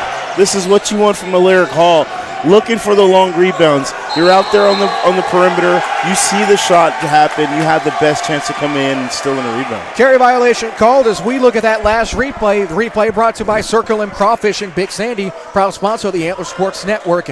After that turnover, Sagu will take possession back, doubling up the Rams now. 15:20 left to go. With it now was Boiling. He's looking, takes the weak screen, goes up through contact, and he's going to draw the foul and head to the free throw line for our first shots of the game. I do believe, Mr. Jones, Noah Boiling has the green light. What do you say? Maybe. Who knows? He hasn't seen a shot that he's turned down, and he's only made one attempt at an assist. I think he's feeling it, and I don't blame him. Let's see if he can knock him down for the free throw line. We know he's a great field goal shooter, consistent field goal shooter at that. First shot rattles in and good. Free throws brought to you by ABS T-Shirt Graphics, family owned and operated since 2009, an official apparel sponsor of the Antler Sports Network. Coming back after this free throw, I think Texas Wesleyan needs to figure out a way to get a quick basket. I don't think they need to try to set up too long and really run the offense. They need to actually punch back. They started off this quarter in a good punching match. They need to punch back. Here's Harris picking up his dribble. He gets it over to Vinning. Vinning at the top of the key to Brown. Brown giving him plenty of space. Sets the screen for Hoskin. Hoskin gets another screen. Saley, tough pull-up jumper. Good. And there he is. Peyton Saley from downtown. As we expected, a big part of this game, 12 points a game, and is already making a mark on this one. Every time Wesleyan has needed a basket all season long, they've gone to him, and he has delivered. Saley no good on that last three. Brown with the rebound gets it over to Vinning. Vinning skips through, gets it to Saley again. Same shot, corner pocket, no good. Shooters can't get the shooters roll. Maybe that flip of the net could be the reason why he missed that shot. No, he's putting just a little bit too much spin on it, just a little bit. He's hitting the back rim. He'll start making them again. We know what kind of shooter he is.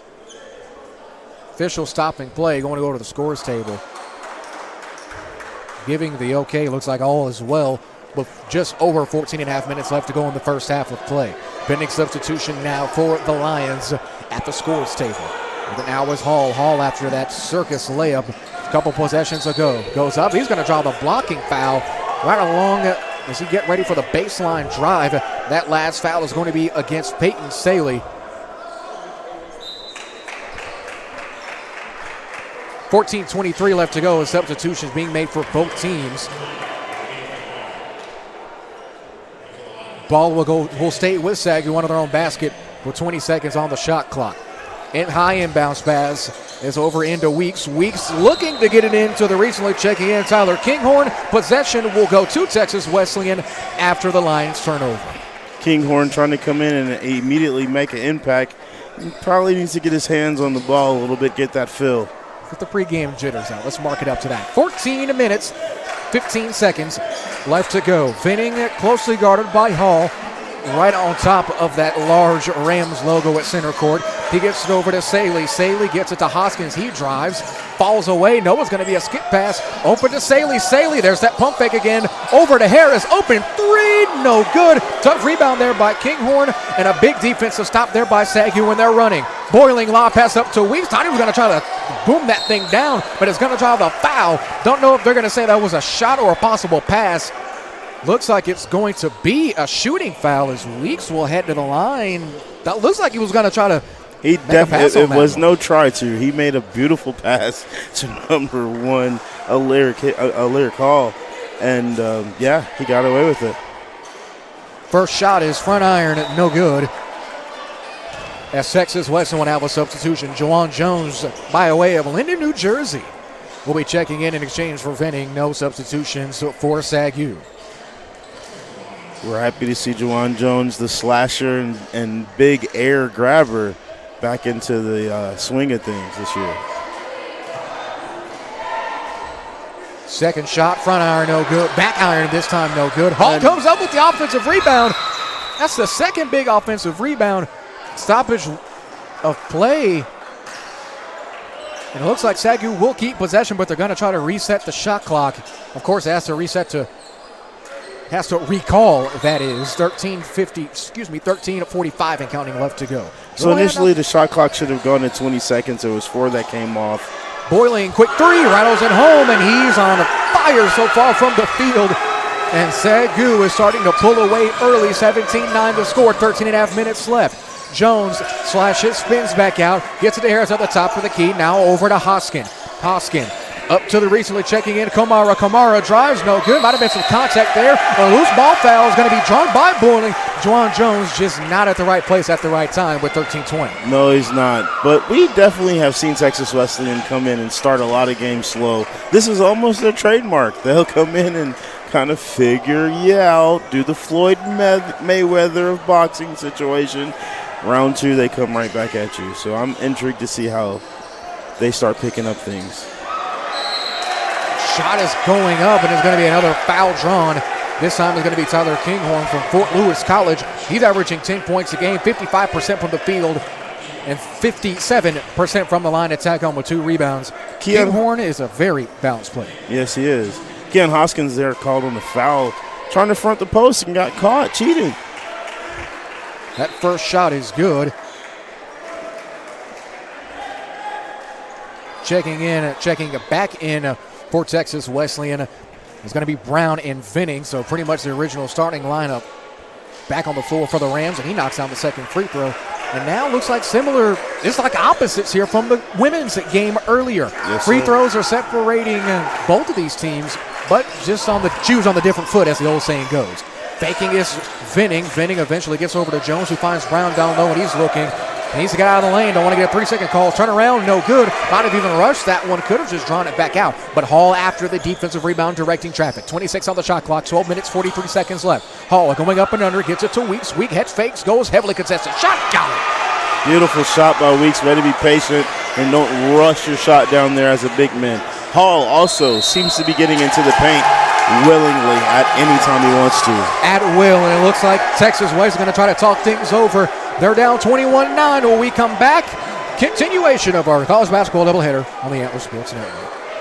Need to add some zip to your morning? Need something to get you through a busy workday? Or maybe something refreshing on a hot afternoon? Mudslingers of Tyler can get you a handcrafted drink for any occasion. Mudslinger serves fresh coffee and espresso roasted right here in East Texas by the Collie Dog Coffee Company. They have over 40 flavors you can mix into a custom coffee, soda, refresher, smoothie, or energy drink. They even offer tasty snacks if you need a quick bite. Ditch the big chain overpriced drinks for something locally owned and delicious. Find them on the Loop and Old True Poway by Green Acres Bowl. Follow them on social media for deals and updates. Mudslingers of Tyler, local coffee.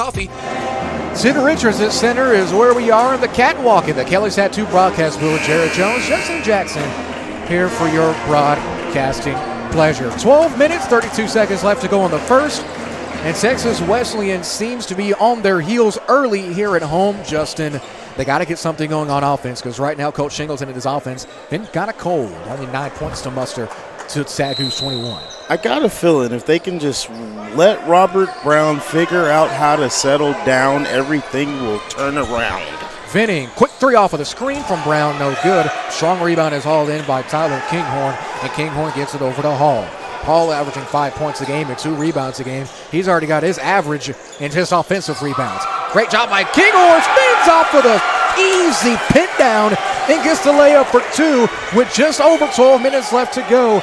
And so far, the size of Sagu has been the biggest factor. That left shoulder turn he has happened so fast. If you blink, he's behind you going the other way. Very Tony Parker-esque. I know people don't really like to talk about Tony Parker, but the kid can hoop, and so can Kinghorn. And speaking of hoop, there's Juwan Jones right off the bench offering a spark and suppressing the bleeding with 11:43 left to go in the first half. Here's Hall. Hall is closely guarded by Saley. Hall gets it over to Noah Boyling. Noah Boyling gets to his brother Trace Boyling. The brothers in arms here. That's not confusing at all. Hall off of the far side pass. Driving to his right. Guarded by Saley. Takes a bump. Now in the corner. 10 seconds on the shot clock. Long three from Boyling. No good. Rebound Saley. And that was a very long possession for Texas Wesleyan to hold on. Great defensive possession for the Rams. Seemed like a long three-pointer, but I've seen Trace Boyling hit that. I've also seen him warming up with that. That's just his range. And drawing the foul is going to be Trace Boyling after the spin move from Jones puts him on the ground. Jones was trying to take him back to Lindy, baby. He hit him with the spin move and stepped on a nice little foot. Checking back in is going to be Hoskin, the Duncanville resident and transfer from York College. Will check back in. Hoskin is averaging 13 points a game with 5 rebounds and 2.7 assists. We'd like to give a special recognition to the women Texas Wesleyan Lady Rams alumni basketball members are here in the building. Thank you, ladies, for coming, and thank you for all the time that you worked hard representing this fine establishment of the school. Packed house here at the Sidney Richardson Center. 18 on the shot clock, 11:06 left to go. Pass is stolen away by the Lions, and here's Hall on the break. Corner is Boiling for 3. Good. That is his spot on the floor. A good old-fashioned corner 3 when you can hit it. It can add up quickly. Shortest distance, but still the most amount of points. With it now is Jones. 10:47 left to go. 18 on the shot clock. Brown spins in the corner now. Open is Hoskin. He drives, gets double team. Over to Saley in the corner. Great ball movement here. Jones back to Saley. Saley pull up 3. Good. Great ball movement from Texas Wesleyan. Getting the ball into Brown and getting it back out, back around, find the open man. We cross the 10.5-minute mark. 10 minutes, 26 seconds left. Hall with a heck of a spin and looking now, gets it to Weeks at the top for the key. They try to get to Kingo down low, almost got hit and went in, but no good. Saley comes down with a defensive glass. He gets it over to Vinning. Vinning crossover almost across the entire length of the floor, almost caught it, but now is going to be going the other way. Trace Boiling waiting for help and now gets it to Hall, who's going to be directing traffic, telling his teammates to slow things down as they're up 12. 10 minutes left to go, 18 on the shot clock. Hall is closely guarded by Vinning, 2 of the most important players on their respective ball clubs. They try to get it to Weeks and do. 10 seconds on the shot clock. 2 dribbles. Jabs goes up. Looks like there's going to be a timeout called. No, it's going to be an offensive foul called. They say he hooked him. They say Weeks hooked him. Possession will go back to Texas Wesleyan with a chance to bring this back to within 10 with 9:50 left to go in the first half. Yeah, Weeks with the left arm. He was hooking him a couple of times. I think the ref actually watched him get away with the first time and let it go, but the second time he literally grabbed him. Maybe a get-back call. You know, sometimes officials like to make those types of calls. With it now is Harris. Harris are looking down low to Brown. He turns, baby, hook, no good. Skying through the air for the defensive glass is Trace Boiling from the Village School in Katy, Texas. A lot of Texans on both of these teams. Good to see that these teams are staying close to home for homegrown talent. Plenty of talent in the state of Texas at all levels and all sports. Baseball pass is skipped across the floor to the recently checking in Dallas Smith. Dallas Smith from Waxahachie. Ain't that something? Dallas. With it now in the corner is Boiling for 3. No good. Noah Boiling on that last shot. Not his brother Trace with 9:14 left to go. With it is Harris. Harris jabs and looking. He gets it over to an awaiting Hoskin. Hoskin skips, picks up his dribble at the right elbow. He's going to draw up the foul. That foul is going to be against Sagu's number 10, Dallas Smith. Dallas Smith playing in a Waxahachie school, and he's from Garland. How's that? Wonder if his dad's name is Houston or maybe Austin. Who knows? So, yeah, one of the guys are from Katy, Texas. As you know, that is my current residence. I will be traveling back home this semester and joining another school, SID, be on our roster for Antler Sports. Back on the far side now with it after the inbound is Harris. Harris almost gets away with a dangerous pass. Right there, not quick enough, was Trace Boiling. Possession will stay with Texas Wesleyan with 16 seconds left to go on the shot clock, 9:01 in the game clock. I tell you what, Trace Boiling is starting to be a problem for them. He's being around the ball a lot defensively. Great and defensive pass. Offensively as well. On the drive is Jones. Jones, high arcing corner pass for Harris, out of bounds. A little bit too much on it. 8:52 left to go in the first. And another turnover for Texas Wesleyan. They got to limit those. They want to march back into this one. Quick substitution here for Texas Wesleyan. As we were giving Trace notice, he was on the defensive moment, and he cut off the lane to make that errant pass a thing. I kind of want to give both the total team of Sagu credit for that, for manning up and denying passes. Matt Nero checking in for the Texas Wesleyan Rams from Killeen, Texas, transfer from Sterling College. Great step back there from Boiling. Boiling still no open space, however, as he hands it out to his brother Trace. Down low with it, the Lions go up, and is going to draw the foul. And back to the charity stripe yet again. It was early in the first quarter where the Lions made their home at the free throw line, but now it seems like they're slowly but surely going back to the inside-outside game, specifically targeting the inside aspect. Yes, sir. One in, one out, one shot, one down. First shot, no good. As Sadie will check in for the Rams. And J.J. Boiling will check in for the Lions. Boiling. Sounds like a law firm almost. Second free throw is up and good. Keep it in the family, we used to say. 8.5 minutes left to go in the first. With it now on the jab is Kamara. Kamara directing traffic, looking for the dribble handoff, but Texas Wesleyan closing off all the passing lanes. Kamara, quick corner pass out to Harris. Harris looking 15 on the shot clock. Gets it back over to Nero. Nero needs to hurry up and get a shot going. 10 seconds on the shot clock. Denies the Kamara screen. Drives left, picks up his dribble, goes up. Shot. There's going to be an offensive foul called. Great defensive possession and even better positioning from Tyler Kinghorn to get in perfect position to draw the charge. 8:13 left to go in the first. Just way to not move your feet, stand there and take that hit. Be strong. Also, be defensive.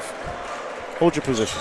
Texas Wesleyan here in the Sidney Richardson Center, their 52nd season of college basketball play, and the now formerly now defunct NCTTA, and now playing NAIA basketball. A rich tradition here in Fort Worth, Texas. Quick three coming up. The screen is nailed by Trace Boiling. And all three of the Boilings have been boiling hot from the field to start off this game. 7:50 left to go in the first. Yes, sir. Harris with it. Harris gets it to Nero. Nero head fakes it, swings it over to Vinning. Vinning with 7:40 left to go. Looking for the Kamara screen and uses it, drives to his right, picks up his dribble and gets it back to Nero. Nero looking, hesitates, great hesitation, got a little bit of space, would eventually collapse back on, as now Harris on the drive along the baseline, draws the reach and foul. That foul is going to be called against the Lions at number 5 at J.J. Boiling, who recently checked in just a couple possessions ago with 7:31 left to go in the first. J.J. Boiling, more of the wily of the three brothers. A little bit of a wild card, as a matter of fact. He's not afraid of anything, but he still has the size of a taller guard. Great piece to have off the bench, a versatile piece. Saley with it, picks up his dribble, looking, gets trapped, got the ball tipped out of his hands again for a third time. Somehow still has his dribble, looking and finds Nero. Nero head fakes drive and is going to draw the reach and foul. As fouling him, drawing that personal foul is going to be for Sagu, number 15, Tyler Kinghorn. 10 points a game, 5.8 rebounds a game. The 6'7" senior forward on that last reach. Kinghorn just letting them go, like literally bailing them out with that foul. Play defense, young man. Sit down and move your feet. Now after that foul, both teams will be shooting a 1-and-1 the rest of the way. Saley in the corner. Dribble drive, spins out, eventually got collapsed upon as he tried to go baseline. 13 seconds now on the shot clock. With it now is Vinning. Vinning goes up and under. Tough layup, no good. Rebound hauled down by the Lions, and they'll head the other way with 7 minutes left to go. 16-point game. going up forward is going to be Dallas Smith. No good. And now Gavin Harris goes the other way. He gets near on the center of the floor, skips it to Vinning. Vinning, great hesitation. Back to Harris. Harris couldn't handle it. Couldn't handle the pass, but eventually keeps possession. No turnover, thankfully. 18 on the shot clock. 6:04 on the game clock. Nero goes up and under, draws the foul, and he'll head back to the free throw line to shoot 2. On the other end, we had Robert Brown jumping up with a shot-altering type block. He didn't block the shot, but when you are there playing good defense and you make the shot rush, you have to change your trajectory. It's going every time. We're going back the other way. Great rebound. Nero from Sterling College averaging 8 points a game. First shot, no good.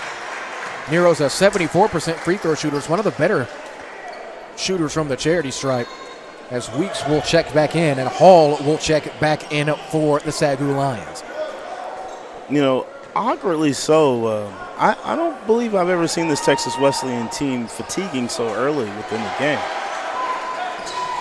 Second shot is good. Our score is about 30-15 now. As the scoreboard resets. 6.5 minutes left to go in the first. Hall has it. Hall guarded by Vinning. Drives. Great pass up to Weeks, and he's got it. What a pass. And Justin, I see you making the good old-fashioned stank face. That was an amazing pass. Special delivery from number 1 going in.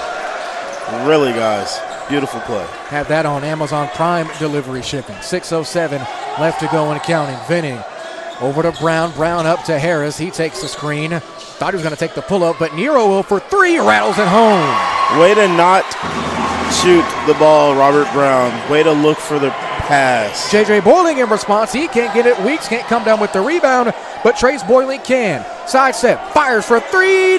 No good. Almost had the rebound, but it looks like this is an interesting call as we take another look back at that last pass from Hall to Weeks. You talking about basketball being a physical game. I would not want to be on the other end of a Trace Boiling pick.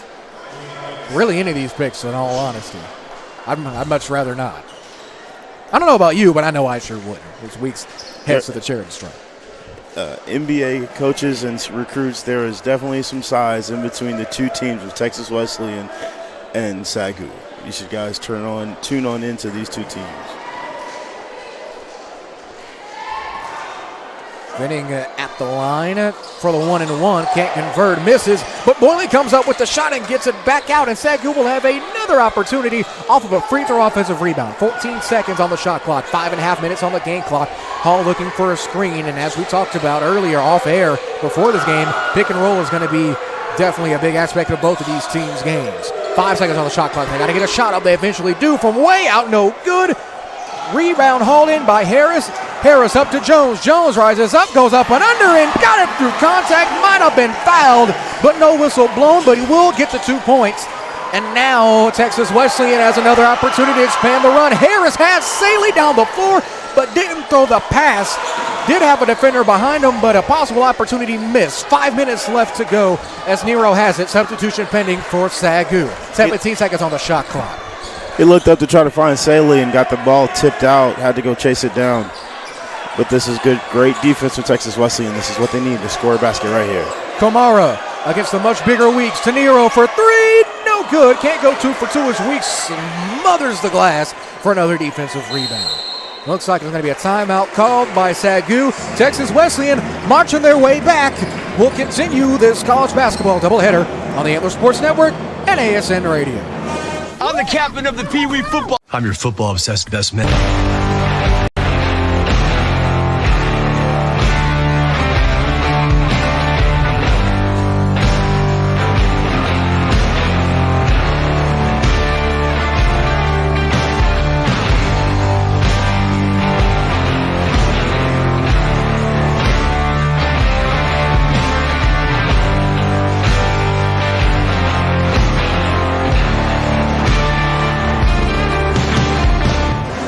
Coming out of the huddle, Sagu still up by 12, but the Rams of Texas Wesleyan not going away yet. Jared Jones, Justin Jackson, and the Kelly Sat 2 broadcast booth for this presentation of college basketball within the Sooner Athletic Conference, brought to you by HTO in Tyler, your hometown drink stop, a proud sponsor of the Antler Sports Network. Coming out of the timeout, clock will roll, 4.5 minutes left to go as Hall has it. Hall gets it over to Noah Boiling. Boiling waiting for the weak screen and eventually uses it, but swings it back over to the far side. 13 seconds left to go on the shot clock. Weeks with it, now giving it back over to Haddock. Haddock takes the weak screen. Not a lot of contact on that screen from Weeks. Picks up his dribble, fades away, draws the foul, no good, and he'll head back to the charity stripe. You know, Haddock had the defender draped all over him the entire time. He was actually catching a lot of contact when he brought the ball up here closer to the top of the key. He was getting pushed. I feel like that was such a late whistle. We really need these refs to step up and call a game the way they see it. They're not doing a bad job at all, but the whistle's got to come quicker. First shot from Haddock is good. Haddock from the charity stripe is a fantastic 86%. Almost a 90% free throw shooter from the senior. Second shot is in. And the lead expands even greater. 4 minutes, 10 seconds left to go in the first half. With it now is Jones. Jones dribble handoff over to Harris. Harris pulls up, no good. Didn't get enough on that one, out of bounds. Possession will go back to Sagu as they, again, have an opportunity to expand their lead. A lot of empty possessions for Texas Wesleyan to start off. And it's okay, you're not going to score every trip down the floor, but you have to get something. Exactly. He did take that shot in a good rotation, a good rhythm, but I still feel like that was an ill-advised shot. You had a guy floating over to the corner, shot fake, pass it out. Well, in his defense, you could think, well, we haven't been able to get that many threes. Why not just take a higher percentage shot in this case? I guess we'll never know. Hall on the drive, closely guarded by Nero. They try to get into Weeks, and they eventually do. Weeks picks it up and eventually swings it over to Noah Boiling. Boiling swings over, open three, good. I don't know if you saw that, but Noah Boiling, as soon as he let that ball fly, knew it was going to be a bucket. As they try to fix the net, what a three. Let's get another look at that three. All Instant Replays brought to you by Circle and Crawfish in Big Sandy, proud sponsor of the Antler Sports Network. Nero with it after the Lions 3 minutes, 27 seconds left, 18 on the shot clock. Nero takes the Peyton Saley screen and they swing it over to him. Now to Kamara. Kamara picks up his dribble, dumps it down to Brown. Brown almost double team, but instead of one-on-one to Weeks, gets a great spin, gets him off of him, can't finish the job, and a big-time opportunity missed as we hit the 3-minute mark. $18 move, 50-cent finish. 50 cents and 50 more cents than I have. Weeks, long-range jumper, long two-point jumper is no good, but it's good to see they're at least shooting that mid-range shot. I know some bigs might try to avoid it, but not Peyton Saley as he nails the three from way downtown. I'm going to say this one more time. When Texas Wesleyan is looking for a basket, Peyton Saley is the guy that gets it. With it now is Hall. Hall, 15 seconds left. Open three, yet again, no good, front iron and off. Saley with another rebound. That's back-to-back rebounds for him. Bounce pass, the lead up to Jones. Jones back to Saley. He's open, good. Timeout called by Sagu. And fittingly so, as the Saley show continues. Texas Wesleyan drilling back after this on the Antler Sports Network.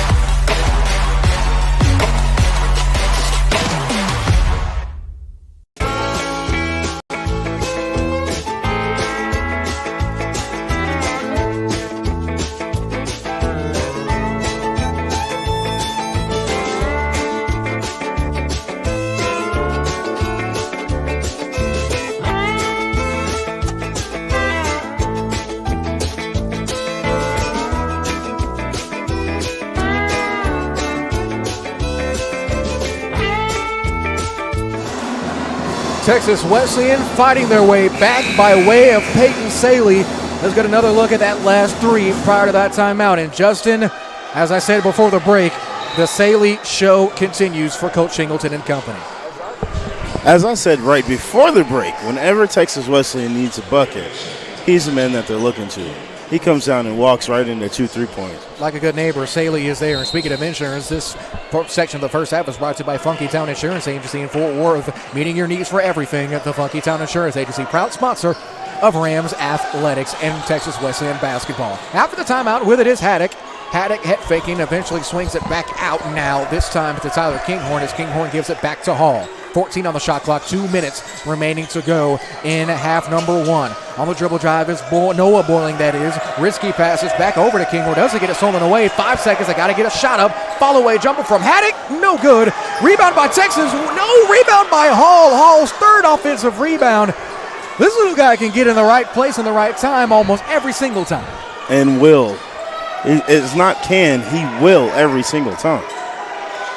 Hall, the former Mansfield Summit Jaguar, having a heck of a game as the intended pass from Boiling. Man, it might have been a little bit of a miscommunication there as possession will go back to Texas Wesleyan. You know, that's the one thing when you grow up playing with your brothers a lot, you kind of expect one of your brothers to be in a certain spot at the right time, and you look up and it's not him, you kind of hesitate a little bit. I believe that's what happened. You got to stay aware of your personnel on the floor. We cross a minute and a half left to go in half number one. With it now was Kamara. Great runner, one-handed, no good. Rebound snatched down by Trace Boiling, and Hall and company will go back the other way. If I had any game notes for our coach, I would definitely tell him to make Kamara slow down. He is always trying to rush his shots, even in warm-ups. With it is Boiling, sidestep, fires, good. Oh my goodness, he has been unconscious from downtown.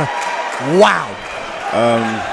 I kind of think that might have, yes, he did. He just got a little warning from the referee for the clapping and a little taunting, but as it was a warning. No technical foul called.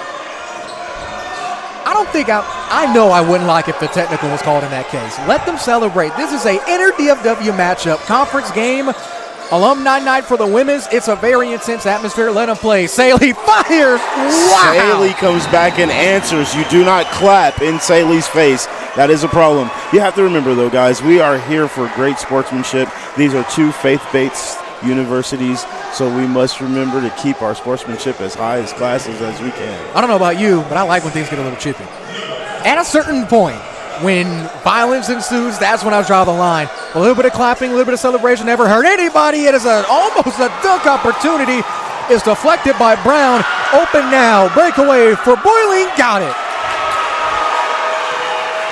Noah Boiling has been a man possessed. Vinning over to Saley. Saley's been possessed in his own right. Over to Kamara. Kamara gets it back to Vinning. Vinning to Brown. 9 seconds left to go. Shot clock turned off. Vinning gets it to Saley. Saley pulls a volleyball line. No good. 2 seconds. 1 second left. And they'll just dribble this thing out, and we've hit halftime. Whew, what a first half of action. We'll take a break, and we come back. We'll get ready for half number 2. This is Texas Wesleyan Ram basketball on the Antler Sports Network, Antler Sports Network Radio, and AntlerSN.com.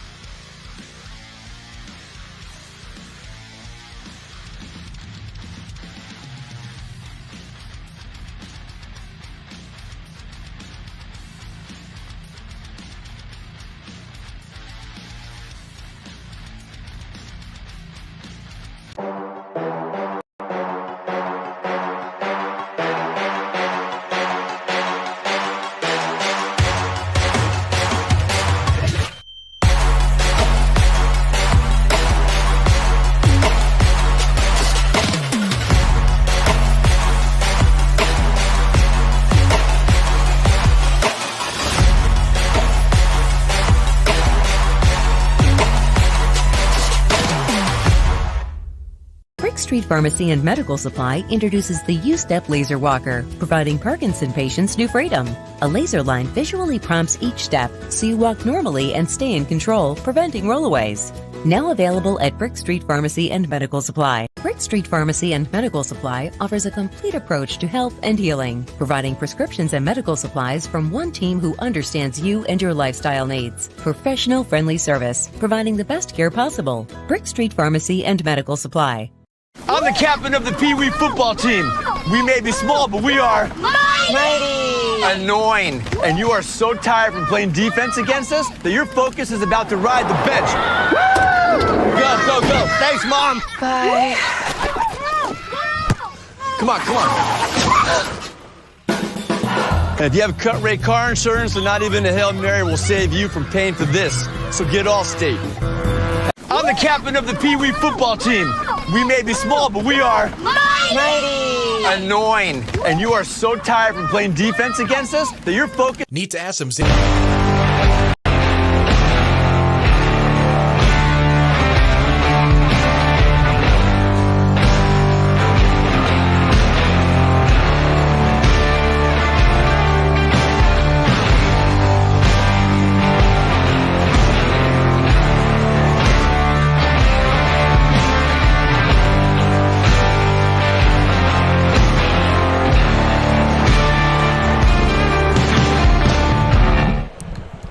Back at the half, Sid Richardson Center is the place to be as we've hit the halfway mark in a game that has started to get more and more back and forth as the seconds and minutes tick by. Our halftime stats brought to you by Scouting Report, official recruiting platform of the Antler Sports Network.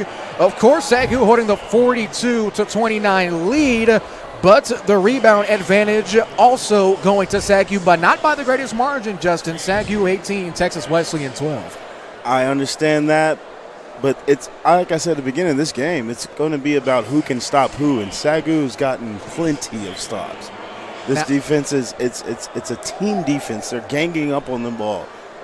It's nothing been easy for Texas Wesleyan, and that's the great thing about it. Peyton Saley, a guy that we talked about earlier was going to be an X factor. He is 5 for 8 from 3. He has taken all threes so far this afternoon. And more power to him. He's hitting them. He's leading all scores for Texas Wesleyan with 15. But in front of him, first Sagu was Noah Boyling, who's been red hot, only missing one shot this entire game, and it was a 3 to start off the game. 19 points, and most importantly, no fouls. Yes, sir. No fouls whatsoever. And you got to give credit to Weeks being a big man, just being big in the middle. He doesn't always have the stats right now to show for it outside of the 4 rebounds, which is a great contribution.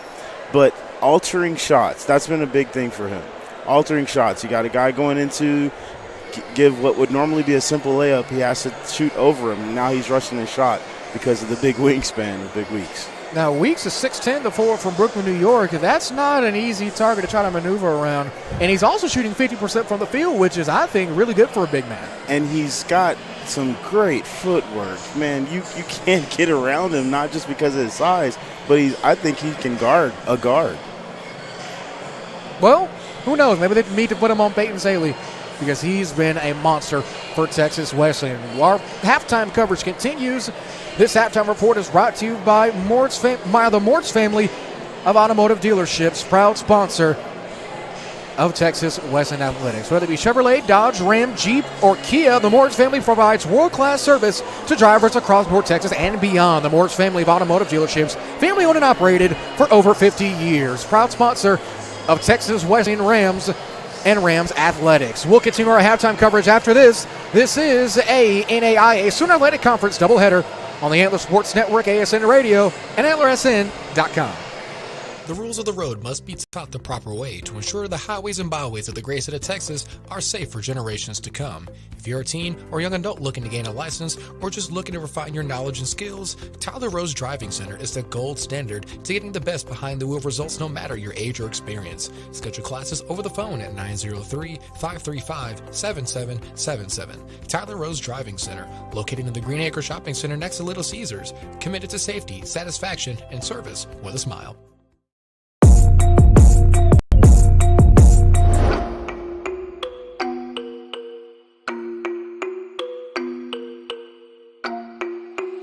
MTC Beats.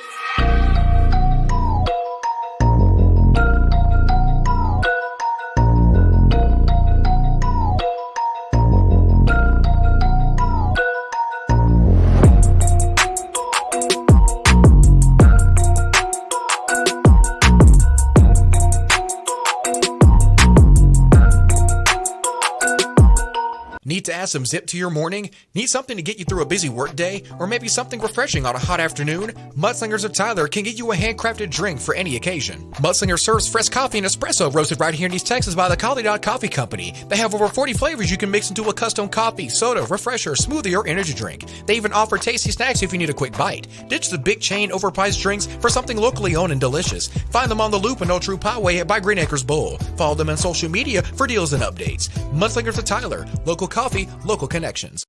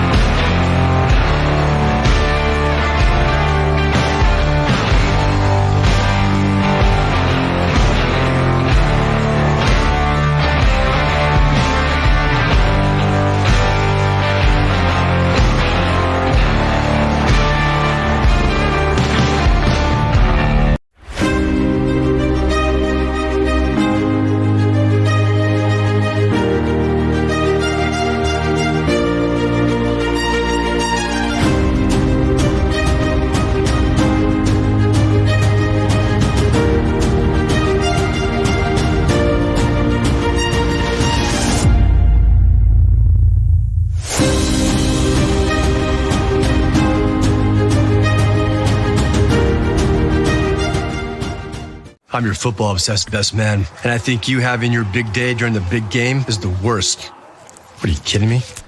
Physically, I'm right here, but mentally, I'm here. Yeah, I do. Come on, speed it up. When all eyes are on you, my eyes are glued to the game.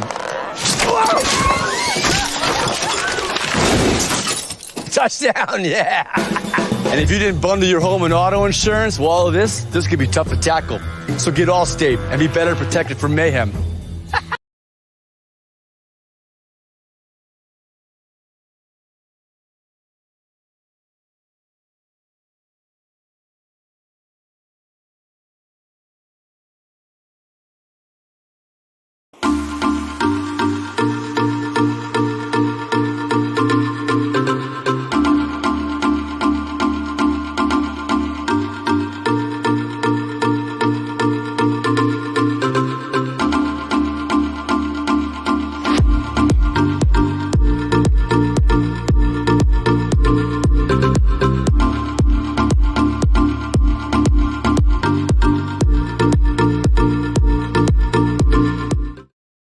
Street Pharmacy and Medical Supply introduces the U-Step Laser Walker, providing Parkinson patients new freedom. A laser line visually prompts each step, so you walk normally and stay in control, preventing rollaways. Now available at Brick Street Pharmacy and Medical Supply. Brick Street Pharmacy and Medical Supply offers a complete approach to health and healing, providing prescriptions and medical supplies from one team who understands you and your lifestyle needs. Professional, friendly service, providing the best care possible. Brick Street Pharmacy and Medical Supply.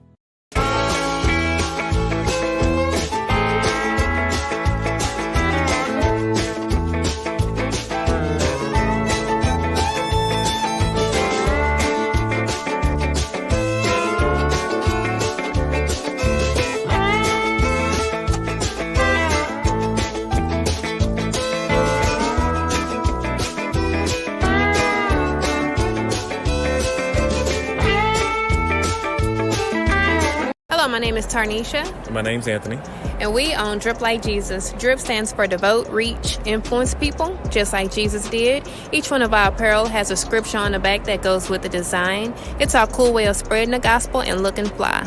We are located in Stonebriar Mall in Frisco and also online at www.driplikejesus.com. So feel free to go online and shop or come check us out in Frisco. And thank you for helping us spread the gospel. Nippick Golf utilizes true golf simulators to cater to the avid golfer and those new to the sport. With True Golf technology offering advanced analytics. Feeling hungry? Try the Knockout Pizza, Parmesan Crusted Pretzel Bites, or the T-Box Tacos. Bring your own clubs for parties, corporate events, fundraisers, league play, and more. Take the green on 97 prestigious courses. Learn the game and Hallsville native Roy Pace. Enjoy a day out with friends and family with hourly passes and memberships available. Nippick Golf Longview, 414 West Loop 281. Back halftime as we get you ready for half number 2. Leading scores, Noah Boiling for SAGU with 11 points, leading all active scores. Peyton Saley for the Rams, not too far behind him to 15. 2 fast break points for SAGU, 0 for Texas Wesleyan. Assists, 7 for the Lions, 8 for Texas Wesleyan. In the total rebound department, SAGU with 18, Texas Wesleyan with 12, 5 turnovers for the Lions to the Rams 6, 13 points off turnovers to the Rams 2. That's our halftime stat update brought to you by HTO, your hometown drink stop. Second half coming up after this on the Antler Sports Network.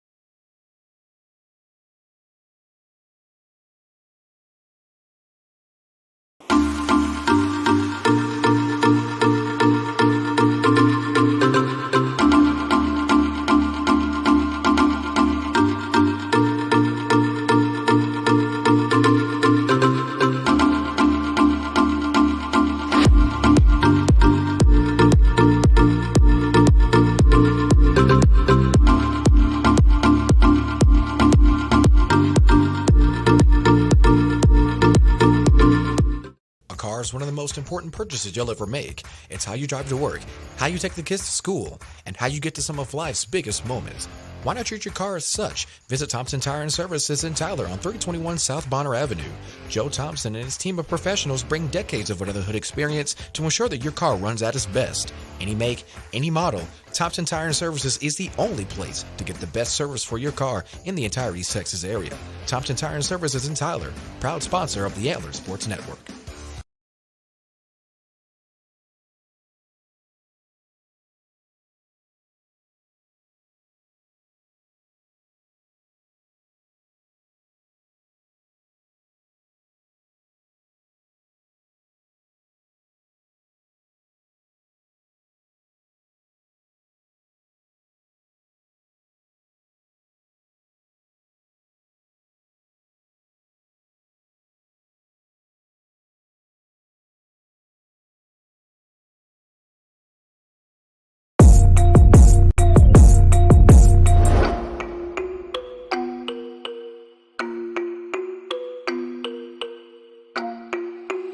MTC Beats.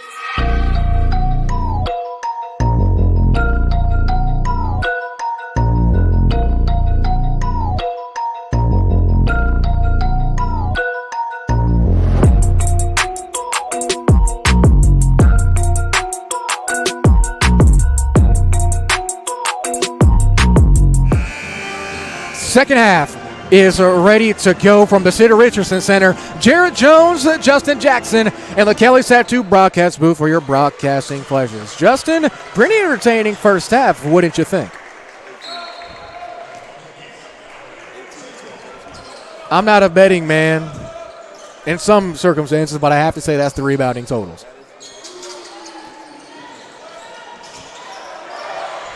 19 for SAGU after that one, and it looks like Weeks is going to draw the shooting foul after the shot, and he'll go to the line yet again for his second trip. That foul is going to be trying to see who they ended up tacking that foul to. That foul was going to be on Brown. Brown after that, that's his third foul. First free throw from Weeks rattles in, no good. Currently on the floor for the Lions. It's Hall, Boiling, Haddock, Weeks, and Cortland Blake on the floor for the Rams. It's Hoskin, Vidding, Saley, Harris, and the previously aforementioned Brown. These free throws brought to you by ABS Future Graphics, family owned and operated since 2009. Second shot is good, and we have our first points of half number 2. With it now is Saley. Saley had a monster first half of play. Gets it down to Harris. Harris in slight inbounds pass to Hoskin, but he almost gets it stolen away, and he does. With it now is Boiling. Boiling head fakes, gets it up. Easy layup, and it's in for the Lions. And it looks like Sagu is taking advantage so much that Coach Shingleton needs a timeout. We'll take it with him. Back after this break, the Lions reeling on the Antler Sports Network. I'm the captain of the Pee Wee football team. A car is one of the most important purchases you'll ever make. It's how you drive to work, how you take the kids to school, and how you get to some of life's biggest moments. Why not treat your car as such? Visit Thompson Tire and Services in Tyler on 3021 South Bonner Avenue. Joe Thompson and his team of professionals bring decades of under the hood experience to ensure that your car runs at its best. Any make, any model, Thompson Tire and Services is the only place to get the best service for your car in the entire East Texas area. Thompson Tire and Services in Tyler, proud sponsor of the Antler Sports Network. Coming out of the timeout, Texas Wesleyan scrapping for anything they can possibly get. So far already held scoreless to open things up as we're just over 30 seconds into half number 2. Harris gets it over to Jones, who recently checked in. Jones looking for Saley and finds him. He's guarded by Haddock. Now with it is Kamara, open at the top of the corner, at the top of the key, and didn't take the shot, but instead was going to take this mid-range jumper and got it.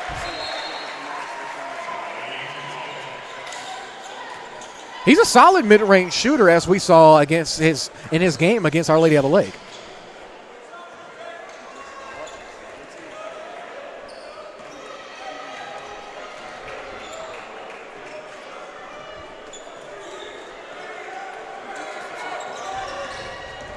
Here's Hall after taking the double screen. Gets out to Haddock for a three. No good. No foul call. Definitely wanted a foul call, but didn't get it. Kamara on the floor along with Blake. And it's going to be a jump ball call maybe, but no. Looks like they're going to signal foul, as this is going to be an interesting decision here for the official. Looks like it is going to be a reach and foul. That foul is going to be against Texas Wesleyan's number 4. That's Finning on that last foul. Usmain Indeem will check in for his first action. Also checking in is Keon Hoskin from Duncanville, Texas. As look at Saley. Saley doing a little bit of the mop work himself. Good to see even the players getting involved with a little bit of mop action.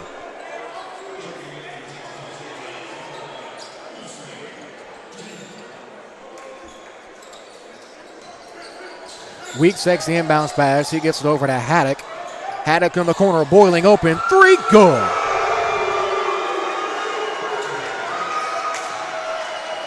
Boiling continuing with that fire that he had to start off the game. Has done an amazing job from behind the arc. Indeem, high arcing pass into Saley. 18 on the shot clock, 18-20 left to go in half number 2. Saley, high arcing pass to Jones. Jones over to Hoskin. Hoskin spins, gets the ball tipped away, and it's going to be a reach and foul. No. Well, looks like a little bit of extra here, and it looks like we might have an injury on the floor.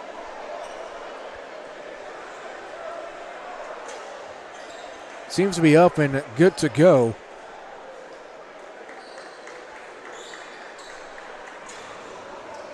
$18-14 left. As Indeem, as we saw moments ago, trying to defend his player. That's definitely what you want to see from your big man. Charles Oakley-esque.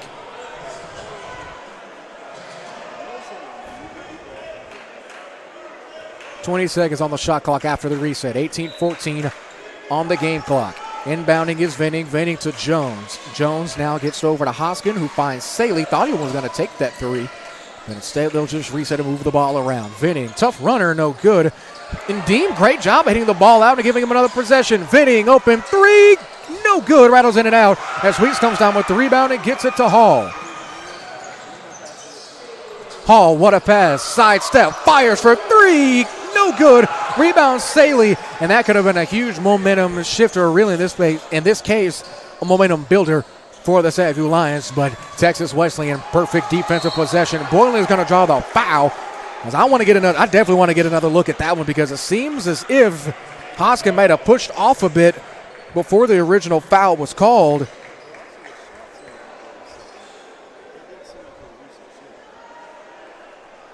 Or maybe just a simple poke of the ball, not necessarily a shooting foul. Maybe a reaching foul, but who knows. 17:39 left to go. And on the line for Texas Wesleyan is going to be Keon Hoskin from York College, the 6'5 junior guard, getting his first trips to the charity stripe. First shot's good.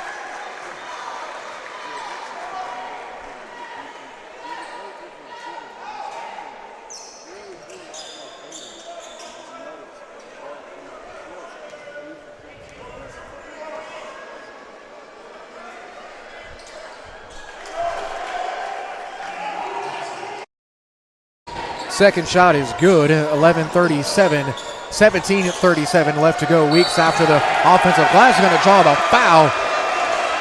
And immediately as he went up, he knew it was about. He just let go of the ball and immediately started walking to the free throw line. Yes, sir. And part of you can't really blame him. Now, that was a great pass by Hall. Had everyone jumping up for what looked to be a runner, but very accurate passing.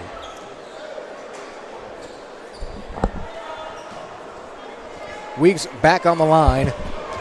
Almost an average double-double. Almost averaging a double-double as the first shot's good. He spent a lot of time pregame shooting free throws, and it's paying off. He knew he was going to be coming to the line today. Brown and Harris check back in for Texas Wesleyan. Second shot, it's good.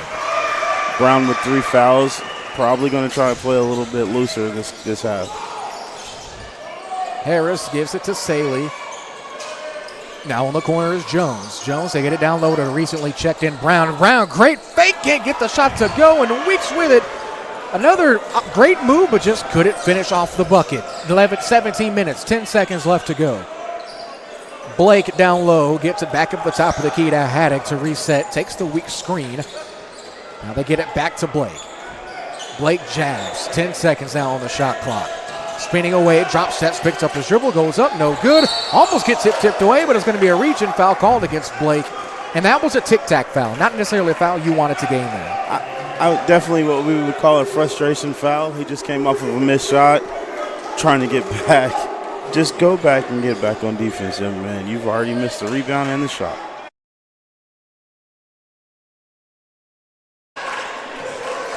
Here's Harris. Harris swings it over to Venning. Venning is guarded by Hall. Takes the screen. Now a cut across to Jones. Jones hesitates. Goes up and under against the big man. No good. But we snatch down the board. And now they get it back to Hall. And Boiling now. And the rest of the Lions running. Had a 4-on-5 advantage. But instead they get it to Blake. Blake is stolen away by Saley. It's a 2-on-1 break this time. Lob passes up and not a dunk, but missed the layup. Saley might have been better off just taking the layup himself. 16:20 left to go. They get it over to Haddock. Haddock in the corner. Blake for 3. No good. Short. Can't get the shooter's roll either. And it's taken by Saley yet again. Saley gets it to Harris, who lobs it back out to Venning. Venning hesitates. Skips through. Can't get the layup. Weeks almost snatched that board away, but instead it's over to Brown. And Brown will get out of bounds. Possession will go to Sagu. Texas Wesleyan just can't get a shot to fall. A very off-balance layup would have been a layup attempt that Saley tried to turn into a pass, but he overdrew the pass. Now we're laying up the ball too hard. They got to settle down in the second half. 16 minutes to go. They can catch up if they really just put their heads into it and play team ball. Matt Nero checking in for Juwan Jones after that last dead ball. 16 minutes even remaining in the second half. Here's Hall trying to break Nero down and look for a good shot. They swing it over to Haddock. Haddock head fakes and so gives it back to Hall. Hall rejects the screen. Now to Haddock again, this time on the left side. Pull-up jumper from 16 feet out. Got it. Nothing but net. And a tough mid-range shot. Haddock has been lights out from all 3 levels of the floor tonight. And not afraid to shoot. Just going straight up. Even through contact nonetheless, and even heavy contests. On the drive is Harris. Harris gets it to Brown. Brown almost got stolen away by Hall. And now he'll set the screen on Hall. Takes the pass after the roll. He gets it out to Saley. 13 seconds on the shot clock. Saley. Hook pass, bounce pass is thrown away by Haddock. Haddock swings over to the far side now. Pull-up jumper for 3. Good! That's 2 straight times Haddock's jumped straight up. No fadeaway shot. It's going down every single time. He jumps straight up. You can count that a guaranteed bucket. Haddock wasted no time getting those points back. Wow. Just simply wow. 15-14 left to go as they try to fix the net. And look at the coach getting up, and he knocks it down. Salute to the coach there, getting on the court. In his Oxfords. That's impressive. In Oxfords, you know. Oxfords are very hard shoes to maneuver in, Justin. I don't know about you. I don't even wear them. You don't? You're not an Oxford guy? No, I'm not an Oxford guy. I'm more of a loafer guy. You know, teams their own, as the old saying goes. 15-11 left to go in half number 2. Venning directing traffic. Takes the Brown screen, drives, the Kamara screen. Now gets it back to him. They're going to say an offensive foul and a passion crash there. And look who comes up with that offensive foul. Your captain, Southwest. Your captain, Mr. Boyling. Noah Boyling. 8 points a game, 3 rebounds, and 3 assists, shooting 92% from the free throw line. Through more than half of the season, that might be one of the best free throw marks I've ever seen. From college basketball, anyway. I get you call him the Jose Calderon from our real NBA heads, the Jose Calderon of the Soon Athletic Conference. How's that? 14:45 left to go after the steal. Here's Saley. Saley looking, thought he was going to take that pull-up. Harris's pass almost gets stolen. They find Vinning, open corner 3, good. All of that happened because Gavin Harris jumped all the way up as high as he could up in the air to get that steal. And the net has to be fixed again, but let's take another look at that three-point bomb brought to you by Circle and Crawfish, official sponsor of the Antler Sports Network. It may be stopping the momentum a little bit, but I'll tell you what, having a brand new net in your gym, it's priceless. So nobody's mad at it at all. Here's Hall. Hall, bounce pass is over to Haddock. Haddock gets it to Weeks. Weeks jabs through, has some room. Fake the pull-up jumper. Might have had a little bit of room to shoot that there. Down low is going to be Kinghorn. Kinghorn shots miss, gets it to Weeks. Weeks, baby, hook is in. And there's that footwork you talked about. Rebound. Wingspan as well. Shot, Vinning, no good, can't go back-to-back. Great up and under by Nero. Great, that was a pass to Kamar, and he's got it. Looked like from this angle that might have been a shot. And Nero's a little bit slow to get up. But as they treat him, let's get another look at that replay brought to you by Circle and Crawfish. Nero putting his body on the line for a heck of a finish and a heck of a pass. The sophomore guard, Nero, always comes through very strong off the bench week after week. After the bucket here to inbound for the Lions is going to be Kinghorn, and it looks like the Rams are going to put a little bit of extra heat on the Lions offense. Into Noah Boyling now. Boyling gets it back up to Hall. Hall, the 5'10 sophomore guard. But don't let the size fool you. He can rebound with the best of them. It's thrown away by Vinning. Vinning, it's a 2-on-3 break. He goes up, got the layup for 2. Got to score in transition, got to score off of turnovers. Capitalize on every chance you get. Down 17, Texas Wesleyan plays some hard defense. They may get another chance to score. We know Peyton Saley went on a 6-0 run by himself to end the first half. So we know that they can turn this around on an absolute dime, and that might be the turnover that they needed as Boyling and Hall, Noah Boyling and Hall, that is. A little bit of miscommunication as Brown will check back in for Texas Wesleyan. It looks like it might be a timeout call. It is a timeout call as we take it with them. Back after this on the Antler Sports Network. A car is one of the most important purchases you'll ever make. It's how you drive to work, how you take the kids to school, and how you get to some of life's biggest moments. Why not treat your car as such? Visit Thompson Tire and Services in Tyler on 321 South Bonner Avenue. Joe Thompson and his team of professionals bring decades of under-the-hood experience to ensure that your car runs at its best. Any make, any model, Thompson Tire and Services is the only place to get the best service for your car in the entire East Texas area. Thompson Tire and Services in Tyler, proud sponsor of the Antler Sports Network. Coming out of the timeout, SAGU coach Delton Deal in his 6th season as a head man of the Lions, currently sitting at 7th in the Sooner Athletic Conference. Texas Wesleyan not too far behind. Both teams in their 10th season in the conference. So these are two SAC originals, so to speak, and a very competitive conference year in and year out in almost every sport. They get it into Jones. Jones right on top of that left side elbow. Picks up his dribble, goes up and under. Touch on the layup and a follow through from Brown. Makes up for the layup. Great job there by the Texas Wesleyan Rams to stay on the offensive board. And that's going to be the main way they keep in this one. Control the glass. Yes, sir. On the pass, reception from Haddock. Haddock jabs, fires for 3, goes.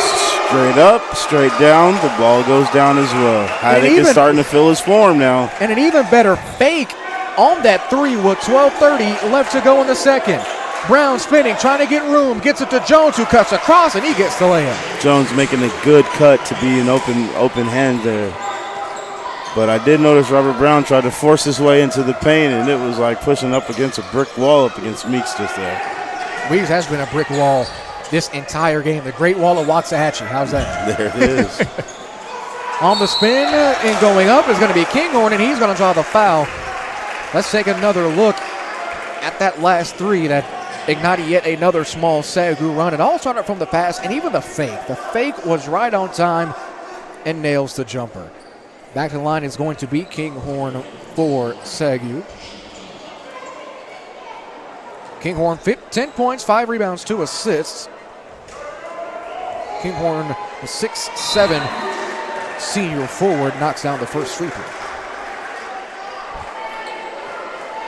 All the seniors on the Sagu team, it's so much experience. You could just see it.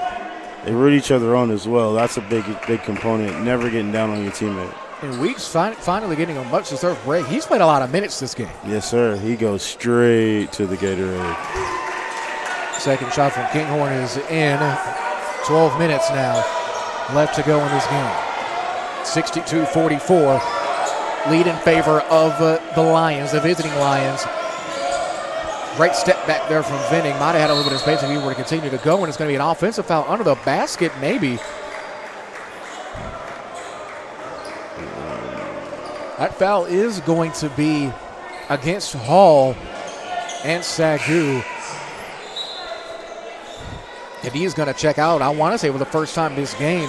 That's checking back in for him will be the return of Mr. Dallas Smith. 5 points a game, 5.5 points a game, 70% from the charity stripe, 44% from the field. 3 taken from Harris is no good. From Saley is no good. And they get it over to Dallas Smith. 11:40 left to go. They're trying to get it down there to Blake, but Jones fouls smartly. Saw the mismatch, and really that's the best thing you can do in a situation like that. If you're a smaller guard, have a big on you that has position early, go ahead and foul, make them reset, especially if you're not in deep foul trouble. That's honest the truth. Let's not give up 2 points because I am too big or too small in the situation. Blake off of the inbound. It gets it over to Trace Boiling, who slides it over to Haddock. Haddock was sailing on him. Long distance 3 is no good. Offensive rebound is hauled in by Kinghorn. He goes up, gets his own offensive board again, but this time gets it snatched away. Jones on the break. It's a 3-on-2 break. Going up, high-arcing layup is in. Thought he was going to try to dunk it on him at first, but either way, still the same amount of points. With it now is Smith. Intensity on defense from Texas Wesleyan. Smith, pull-up jumper just short as we hit 11 minutes. Saley, high-arcing pass to Smith. Smith smartly brings things back out and resets. Gets it to Jones for 3. No good. Over the backboard and off. But let's take another look at that Jones layup. Very athletic. I honestly thought he was going to try to rise up and put the man on a T-shirt and put him on a poster. It's always good to see a nice poster in a basketball. Yes, it is. Jones coming back, shooting an ill-advised shot.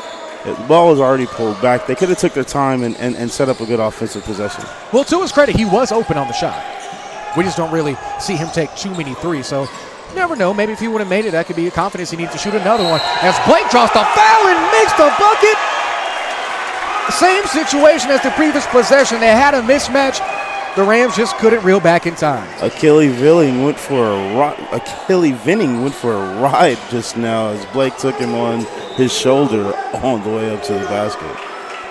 Substitution made for Texas Wesleyan, as well as Brown and Hoskin will check in exchange for Kamara and Jones with 10:38 left to go.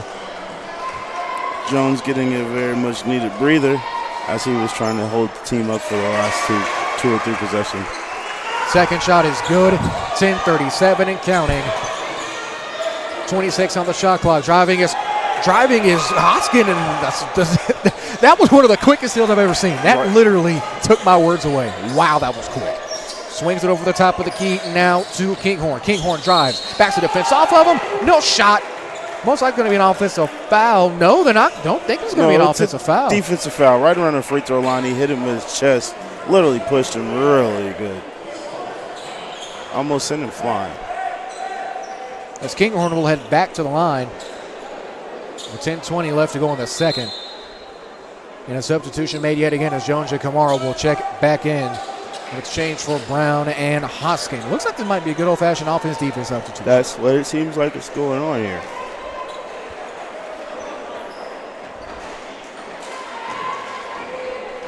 Second shot from Kinghorn is also good. 66-46. That's kind of one thing you don't want. You don't want Kinghorn to start hitting those free throws. He'll get that confidence, and he'll shoot you out the rest of the night. Can't go perfect from the line. Ball gets tipped out of bounds. They're going to say possession goes to Texas Wesleyan, with 10:20 left to go. Now, Justin, I think I can say this with pride, but we have seen a lot more surprising things in our broadcast tandems. I don't think we're going to have 4 overtimes. I wouldn't be surprised at a Texas Wesleyan game.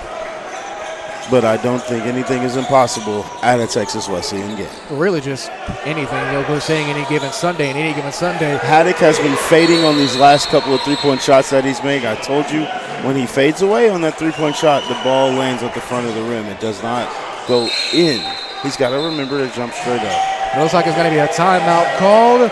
We'll take a timeout with him. This is college basketball, the Student Athletic Conference on the Antler Sports Network and ASN Radio.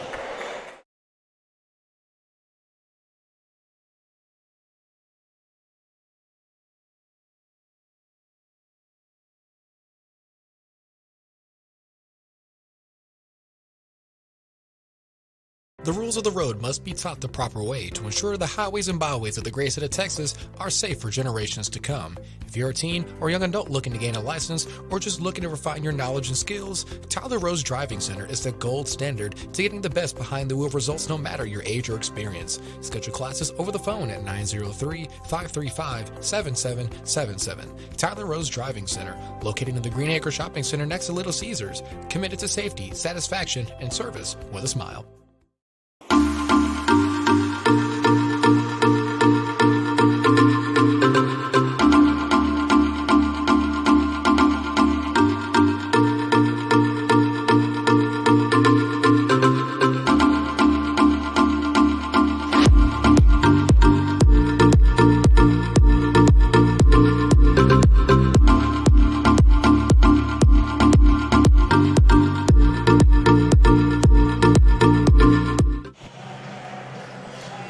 Coming out of the break, Texas Wesleyan still trying to reel their way back. Justin, what do they need to do to get back into this game? Texas Wesleyan is going to have to play defense. They have to get stops. There's no way they're going to keep letting the Sagoos shoot the lights out here. Also, they're going to have to figure out a way how to get in a routine on offense. Go to Saley, go inside, outside, something, but they're going to have to figure out a way to get shots to drop. Into Jones at their elbow. Step back. Great shot. I like the good mid-range shot. Ball is tipped, but is eventually hauled in by Kinghorn again. And Kinghorn, although he might not look like the biggest tree in the forest, the guy can cover the glass. The speed of covering the glass. Cortland Blake can't get it. Ball gets tipped out of bounds. Possession goes to Texas Wesleyan. 1:26 left to go in this matchup. Another defensive possession gone correctly. Now Texas Wesleyan can capitalize. They have to capitalize off of this. With it now is Saley. Saley in the corner to Jones. 20 seconds on the shot clock. Picks up his dribble. Finning wide open. Three. Barry got the shooter's roll and converts. That time Vinning just set up camp at the top of the key waiting on somebody to get him the ball. You could see his hand just itching to shoot. Dallas Smith gets it over to Haddock. Haddock looking. Gets it to Smith. Smith on the drive. Got it. Count the bucket, and what a finish. It really seemed like Smith had time to change directions, think about making a pass, fake a shot, fake a pass, and still lay the ball up. He was in the air for so long. Smith is coming off the bench. Right. And is this electric? Yes, sir. That's depth. The definition of the depth. The future is bright for all of the seniors here at the school. Not much of a drop-off from the end of the bench to the original starting five as Haddock comes off the floor to get a much-needed break. And Noah Vinning will check back in. No, Noah Boylan will check back in. Second shot's good. Well, and one shot Dallas is good Smith. as Hall will check in for Smith. Dallas Smith, the freshman there at Sagoo, making his mark on today's game. Here's Gavin Harris. Harris swings it over to Jones, who eventually hands it back over and gets it over to Saley. Great ball movement here. This is the ball movement we expect from Texas Wesleyan. We're seeing on this possession. 8:37 left to go. 15 on the shot clock. Gets it over to Harris. Harris picks up his dribble, hands it over to Saley. Saley's on the far side. Baseball pass over to Vinning. Vinning, 10 seconds on the shot clock. Swing over to Jones again. Jones head fakes, drives baseline, goes up over Boiling and got the bucket for 2. That's a picture-perfect possession by the Rams on offense. The elevation of Jones' shot always gives him enough time to just out-jump you and lay it off the glass. Cortland Blake under the basket, no good, but he draws the foul. Let's take another look at that offensive possession with a circle and crawfish replay. Justin, just perfect. That's the best way to describe it. Beautiful. Right off the glass. I'll just out-jump you. Hey, if you can get aerial, why not? That's one thing we know Jones is good at. He can get aerial with almost anybody, yes, even with the 6'10 trees with Weeks and company. Blake Cortland misses the first shot. Rattles in the second shot, however, so I don't think we've had an empty trip to the line in the second half for either team. Cortland break from Brewer High School. Another footwork. Long three taken from Saley, no good. Hall has his offensive rebound tipped away, and Texas Wesleyan comes up with the offensive glass. Vinning open three, good. Vinning making camp at the top of the key. That is what he does, and if he can keep making these shots, Texas Wesleyan has a chance of coming back. Ball is tipped away. It's stolen by Jones. Jones, great job at keeping his dribble by using the ball. Great IQ there for the young man. Back over to Vinning again. Vinning, side steps, gonna let it fly. Heat check, got it! Oh, Vinning again from downtown. Back-to-back threes, and a timeout called as we get ready for an intense 7.5 minutes of action. After the Vinning three, Wesleyan's reeling. Back after this on the Antler Sports Network.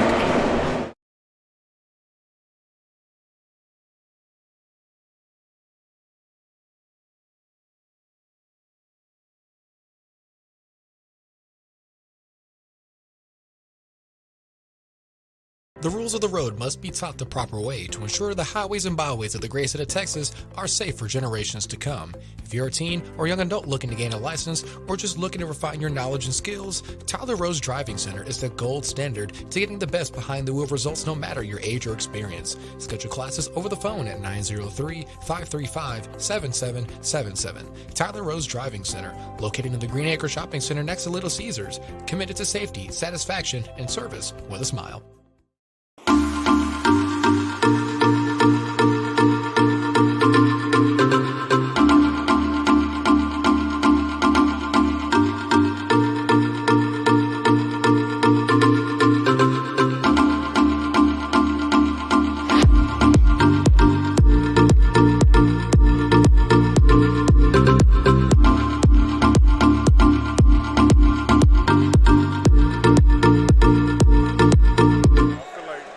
Coach Brennan Shingleton and the Rams looking to march back into this thing. And if Vinning and Saley and company keep firing on all cylinders from beyond the arc, they just might do so. 70-57 is the score. 7:20 left to go in this ball game. Noah Boiling on the drive. Kicks it back out. Open three. Kinghorn got it. What did I tell you earlier? You don't want him to sit up and start making free throws because he's the type of shooter that keeps that feeling. Will step right outside and make a three-pointer on you. Saley. Outward pass to Jones. Jones drives. Going to draw the no, looks like it might be it. No, it is a travel call. It is a travel call. I thought it was going to be a foul in Big Weeks right there. They went body to body, chest to chest, what actually caused him to lose his dribble. At first, it seemed like they were going to maybe call a shooting foul, but instead, it's a travel call. A little bit of a late call there, but a call nonetheless. Here's Hall. Hall takes the weak screen. Gets over to Kinghorn. No, Kinghorn avoids a shot. Gets it to Weeks, who gets it tipped out of bounds. Possession will stay with Sagu under their own basket as Hoskin will check back in. That one little gentle light ball motion that made everyone kind of freeze because he's nailed down so many shots tonight. This inbounds pass is brought to you by Funky Town Insurance Agency in Fort Worth, Texas, meeting your needs for everything. Shot clock will recall to 18 seconds. Here's Kinghorn. Tiptoeing along, and he stepped out of bounds. And this is not the first time that we have seen that baseline that seems a lot closer than you would think. Even in the previous game last Thursday night, the Trailblazers of UNC Dallas had a hard time with the court formation, I guess you could say. 6:39 and counting. That Texas Wesleyan baseline being the 7th man on this game. Hoskin trying to go behind the back, spins, gets it over to Harris. Harris looking, skip passes, almost intercepted by Hall. It's in it for Saley out of bounds. And Hall for 5'10", he got it pretty high. I'm telling you, long rebounds, long passes, skip passes. Hall's going to be there. You got to look out for him. If the Lions need a corner, well, I think they might have a candidate here. 73-57 still to score. 6:26 left to go in the second. Harking pass is up to Venning. Venning is guarded by Hall. Fakes the dribble, handoff to Saley, and they eventually do get it to him. He drives, gutter steps, great pass. Now they swing it over to Harris. Harris open, three, can't get it to go. Offensive rebound by Hoskin is also no good, and Hall comes up with a defensive glass yet again. 6:08 left to go as he crosses the timeline. The Lions going from right to left on your mobile device. 22 seconds on the shot clock. Hall is closely guarded by Venning. Venning gets it over to Noah Boiling. He rejects the Kinghorn screen. He gets it over to him. Open three, no good. Straight line shot is not enough on it. Saley with the rebound and immediately swings it over to Venning. 28 on the shot clock. 5:48. Fires for three. Good. What a shot. Venning has made 4 straight three-point shots from in that exact same area. spot, right along the L in Texas Wesleyan. That is what we call a pure shooter when it matters. That is what we call my spot. Give me the ball and I'm in my spot. And he is spotting up on you. With it out, the dribble handoff is Boiling. Boiling looking. Great pass Beautiful into Weeks. Weeks pass. gets it tipped away, however, Texas Wesleyan was ready for it. It's a 2-on-2 break. Now a 3-on-3 break. Gets it to Hoskin, but it's no good. But let's take another look at that Venning three, courtesy of a Circle M Crawfish replay. Sidesteps, contest, doesn't matter. Knocks down the three-point bomb. 5:19 left to go in the second half of play. 73 to 60. Advantage SAGU. And with the exception of the defender on him, it looks very similar to the other 3 shots he made in the same spot. Hall falls on a non-contact injury, and that could be bad news. As they treat him, we'll take a break on the Antler Sports Network.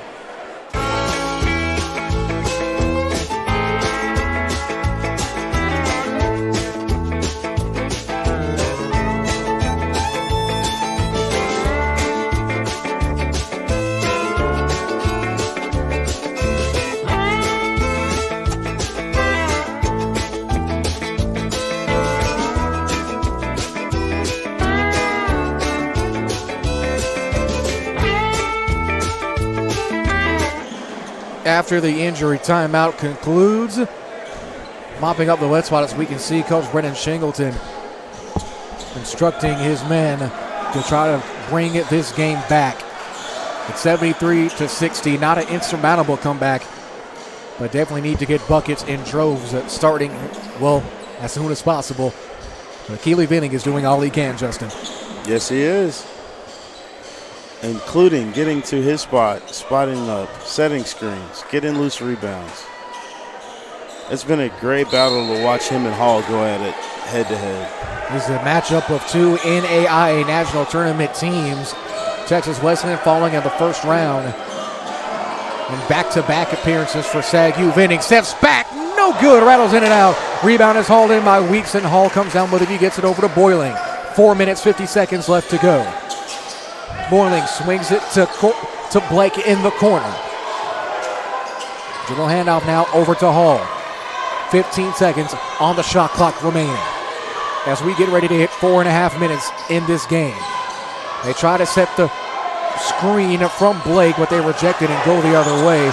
Now with it at the bottom of your screen with 3 seconds left to go was Boiling. Boiling goes up. What a finish! Through contact amongst the trees and gets the layup as the shot clock winds down. Boiling using the baseline as a secondary screener, if you will. As Saley responds with a 3 of his own. Timeout called yet again. What a layup from Boiling to start this run. We'll come back after this on the Antler Sports Network and ASN Radio. Brick Street Pharmacy and Medical Supply introduces the U-Step Laser Walker, providing Parkinson patients new freedom. A laser line visually prompts each step so you walk normally and stay in control, preventing rollaways. Now available at Brick Street Pharmacy and Medical Supply. Brick Street Pharmacy and Medical Supply offers a complete approach to health and healing, providing prescriptions and medical supplies from one team who understands you and your lifestyle needs. Professional friendly service, providing the best care possible. Brick Street Pharmacy and Medical Supply. Hello, my name is Tarnisha. My name's Anthony. And we own Drip Like Jesus. Drip stands for devote, reach, influence people, just like Jesus did. Each one of our apparel has a scripture on the back that goes with the design. It's our cool way of spreading the gospel and looking fly. We are located in Stonebriar Mall in Frisco and also online at www.driplikejesus.com. So feel free to go online and shop or come check us out in Frisco. And thank you for helping us spread the gospel. Coming back after the timeout, Texas Wesleyan slowly fighting back after that Saley three-point bomb. Jared Jones, Justin Jackson in the Kelly's Tattoo broadcast booth for college basketball on the Antler Sports Network and ASN Radio. All broadcasts of the Antler Sports Network are with only belonging to the network and our intellectual properties of the Antler Sports Network and attention to detail media. Any reproduction or use of this broadcast or radio broadcast without express written consent of the Antler Sports Network is strictly prohibited. 4 minutes left to go on this one. Weeks, they get it down low eventually into Haddock as Haddock draws the foul, takes a shot to the head, and simply just sits down and lets his teammate pick him up. That was a hard shot he took. It was. I was kind of looking for a flagrant, especially the way the ref came running to the scorer's table to report it. After the foul, he will head to the line to shoot 1-and-1. Well, to shoot 2 shots now. That was team foul number 10. As the first shot is good.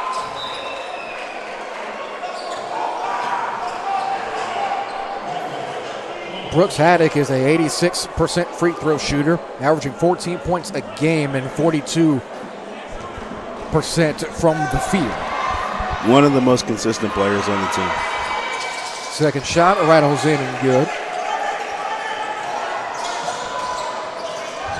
With it now after they made it, from the perfect trip to the line is Venning. Venning has had a multitude of big-time threes. They get it over to Brown. Brown, baby hook, good. Now, Brown has spent a lot of time in this game on the bench due to foul trouble. This could be his chance to make up for all of that time missed. That baby hook he kind of struggled with to start off the game, but now it seems like he's slowly following it in his groove. Jab step and step back now for Haddock. Haddock picks up his dribble. He's guarded by Harris. Hurricane shot is high pointed by Hall. Hall, great verticality for a 5'10 guard. Turns around, head fakes again, takes the bump. They get it out to him, 4 seconds on the shot clock. They get it up, no good. It does hit the rim, however. Shot clock goes off, and it did not reset, and it looks like it's going to be a reaching foul that's going to be called against Noah Boylan. That was an interesting turn of events. Yes, it was. Yes, it was. Shout out to Coach Ellis. Thank you so much for giving me the opportunity to be SID at our old establishment and wonderful college. If you're looking for a cornerback, look no further than your own basketball team. Point guard has got the skills. Officials halting play. So go to the scores table. Don't know what the confusion could really be.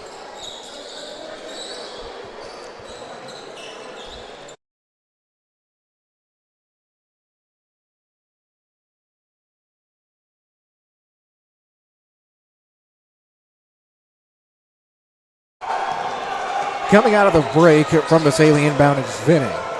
Venning with 3 minutes left to go in this one. Still a 12-point game, so not an insurmountable margin by any means. Venning on the side step, fires a tough three, no good. Rebound is hauled in by Oskin, but can't come down with the afterwards finish.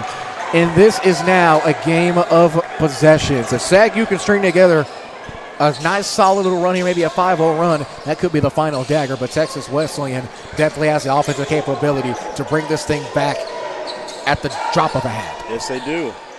SAGU needs to get, like you said, 5-0, at least a good 4 points here and a couple of great possessions. Trace Boiling on that mid-range jumper is no good. Here's Venning. It's a 3-on-2 break. Venning goes up, and he's got it in one. Count the bucket as Venning comes through again. With the left hand off of the switch in midair. That's somebody that wants it strong and hard.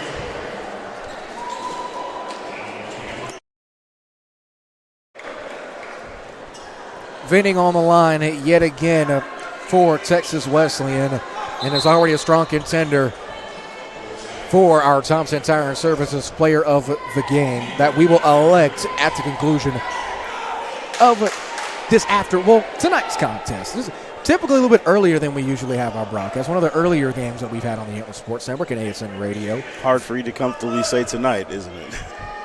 Hey, you never know.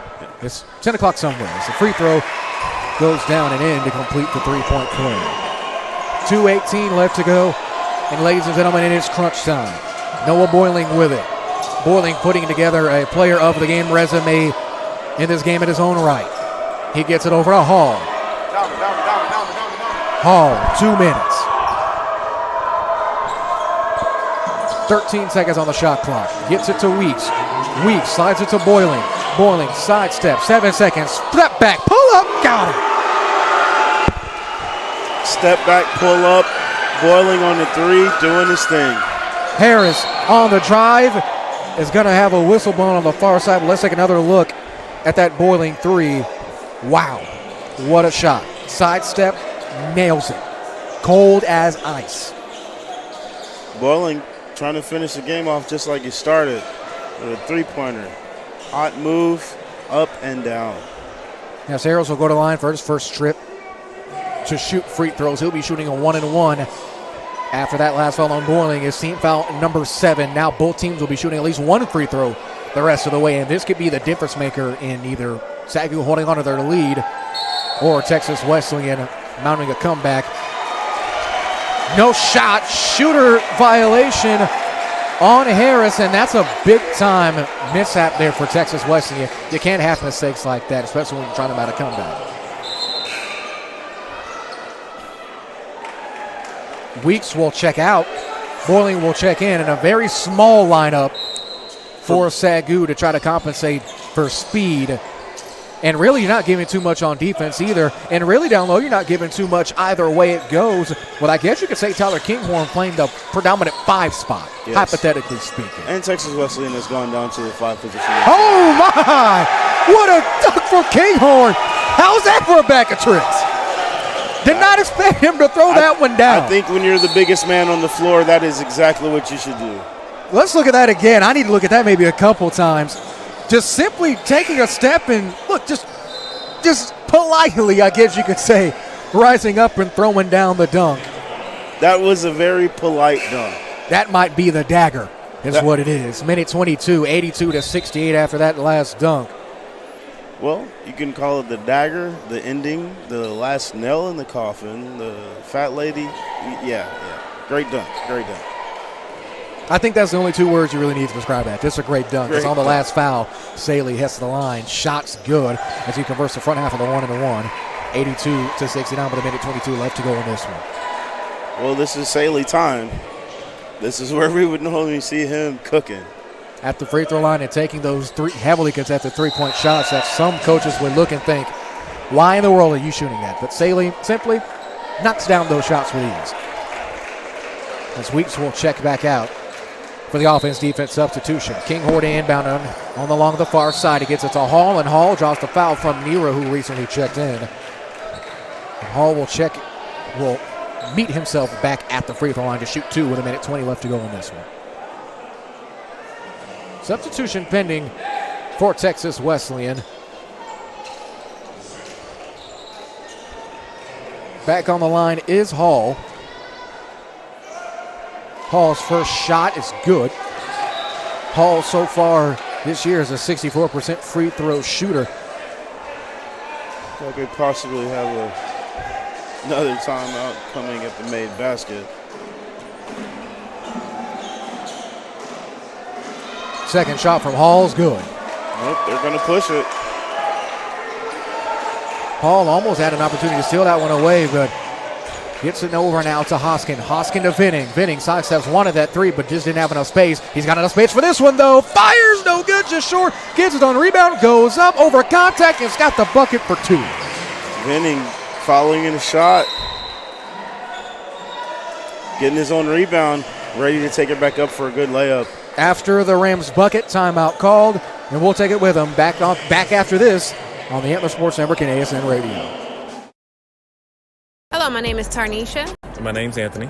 And we own Drip Like Jesus. Drip stands for devote, reach, influence people, just like Jesus did. Each one of our apparel has a scripture on the back that goes with the design. It's our cool way of spreading the gospel and looking fly. We are located in Stonebriar Mall in Frisco and also online at www.driplikejesus.com. So feel free to go online and shop or come check us out in Frisco. And thank you for helping us spread the gospel. Brick Street Pharmacy and Medical Supply introduces the U-Step Laser Walker, providing Parkinson patients new freedom. A laser line visually prompts each step, so you walk normally and stay in control, preventing rollaways. Now available at Brick Street Pharmacy and Medical Supply. Brick Street Pharmacy and Medical Supply offers a complete approach to health and healing, providing prescriptions and medical supplies from one team who understands you and your lifestyle needs. Professional, friendly service, providing the best care possible. Brick Street Pharmacy and Medical Supply. Back after the break, Coach Brennan Shingleton trying to come up with a game plan with 1:02 left to go in the rest of this game. We'd like to thank Texas Wesleyan Rams Athletics and the entire Ram Athletic Department for allowing the Antler Sports Network to continue to be one of the streaming homes for Texas Wesleyan Ram Athletics. Jared Jones, Justin Jackson of the Kelly Tattoo broadcast booth as Nero comes up with the steal. Ball gets hit off of the leg of Vinning and it's out of bounds. Possession will go to SAGU. A big opportunity, possibly squabbled. How's that for a word of the day? Bring out your thesaurus for that one. 52 seconds left. Squaddled is the actual word I will give. I like that. Proud of that, actually. Nice word choice, Mr. Jones. Looks like Vinning trying to plead his case and the officials are going to speak, but Justin, it is time for our Thompson Tire and Services player of the game. Who you got? I've got Noah Boiling with 27 points on the night and great leadership, keeping his team together. It looks like the officials are going to recall the shot clock. It'll be reset to 20. Still 52 seconds left. So Boiling was 5 for 7 from three-point line, 2 for 2 from the free throws, had 5 assists tonight. Vinning almost came up with that steal, but instead Kinghorn hauls it in. They swing it back over to Haddock, and now it looks like they're just going to try to hold this thing for as long as they can. Texas Wesleyan doesn't need the foul, and that's exactly what they've done. Great defense, and they almost come up with a steal, but drawing the foul is going to be Jawan Jones. And it looks like Kinghorn will head it back to the line for 2 more for what could be the final 2 shots of the game. Yes, sir. That's what it's looking like for final 2 shots for SAGU. Anyway. Just for the Lions, at least. Yeah. With this win, Coach Deal and the Lions will move on to 14-8 overall and a solid 9-7 in conference play. Definitely games like this are opportunities to win for either team, as this has been a monster night for many a player for both teams. This is similar to the women's game earlier. Don't let the score fool you. This has been a very entertaining and competitive game. Very competitive, way closer than what this score is showing. First shot is no good from Kinghorn. That was kind of unexpected, that shot right there. 57% from the field, from the line, so. Oh, missed the second shot as well. One of the very few empty free throw line trips we've seen. Great job by Hoskin to save it. He gets it over to Jones. Jones driving on Boiling, goes up, got it for 2. And now the lead's back up to 10. 25 seconds left. Shot clock turned off. If they can cross the timeline, that might be it. But instead, Boiling's going to go back to the line as Nero draws the foul. Nero was right there on him. Just a little bit too much contact. Just a little too much contact. He sold out. This late in the game, Nero wants to get a good steal. A nice stat line. Why not leave a little bit of, it looks like almost a full court shot went in, but I digress. End of the game, show them that you're still here. Yeah. I can understand it personally. 21 seconds left to go in this one. It's Boiling. We'll head back to the line. And as a sophomore, it's also kind of showing them what to look forward to next year. You might have won today, but you still got to come see me. Boiling takes his lone dribble, shot good.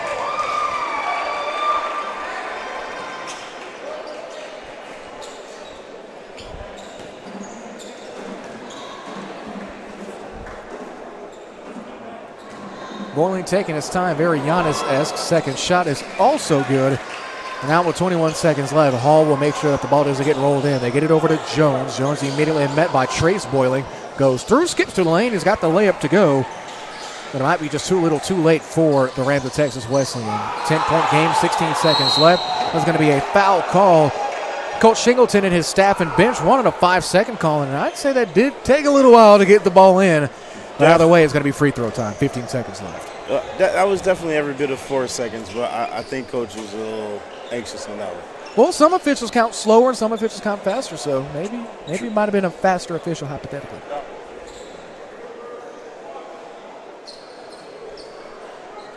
Back on the line for Segu. It's the forward number 4, Brooks Haddock from Muskogee, Oklahoma. Knocks down the first shot. He's been making shots all night. A couple of free throws to chip in. Well, look at you even now saying all night. Second shot, no good. Rebound is right in by Hall. And what a fitting way to slowly put an end to this one. The same way we started with a Hall offensive rebound. Yes, sir. Way to come full circle, huh, guys? That's how we do it. An out of nowhere rebound as well. It's like you don't see him even on the court, and poof. It's like a mouse just scurrying his way under the trees and just coming up with the basketball. Yes, sir.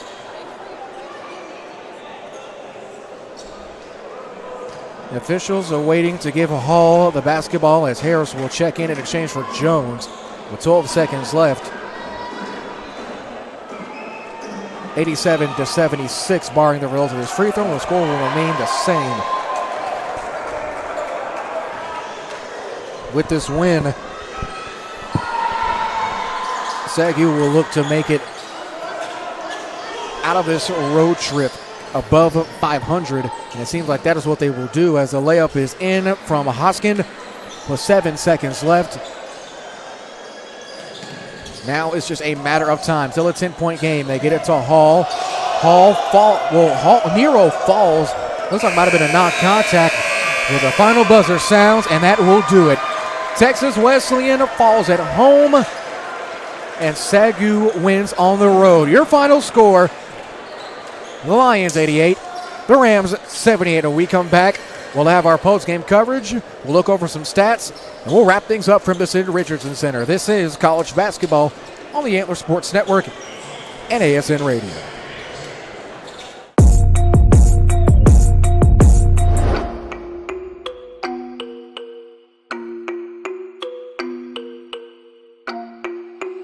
MTC Beats.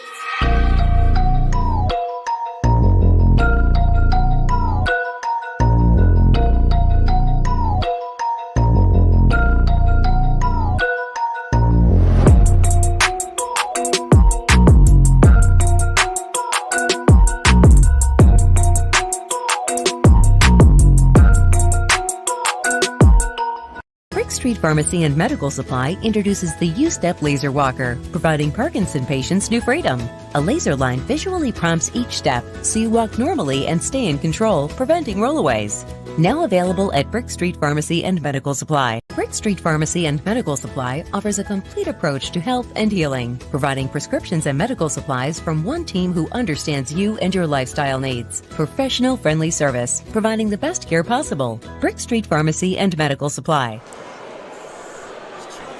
It is post-game coverage here. Texas Wesleyan taking the loss here on the road against a road SAGU team. This has been a very competitive 2 games of basketball, Justin. Yes, sir. It's been very competitive. Noah Boylan coming out, finishing the night with 29 points, 4 for 4 from the free throw line and 5 for 7 from the three-point line. Consistently leading his team strong, coming down and even getting 5 assists, chipping in all the way around, being vocal and being visual, and keeping his attitude great, but also pumping up his team. Justin, now if you're head coach Brennan Shingleton and the rest of this Texas Wesleyan crew, what does the locker room talk consist of?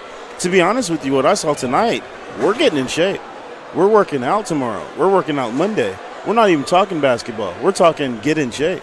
These guys were fatiguing in the first half, and that was a big deal for me. I've never seen Texas Wesleyan's team like that. I don't know if they had a long road trip before this, but they need to get back in shape and get game ready. All right, we'll take one more last break. When we come back, we'll shut everything down. Once again, SAGU 88, Texas Wesleyan 78. This is college basketball on the Antler Sports Network, AntlerSN.com, and ASN Radio. I'm the captain of the Pee Wee.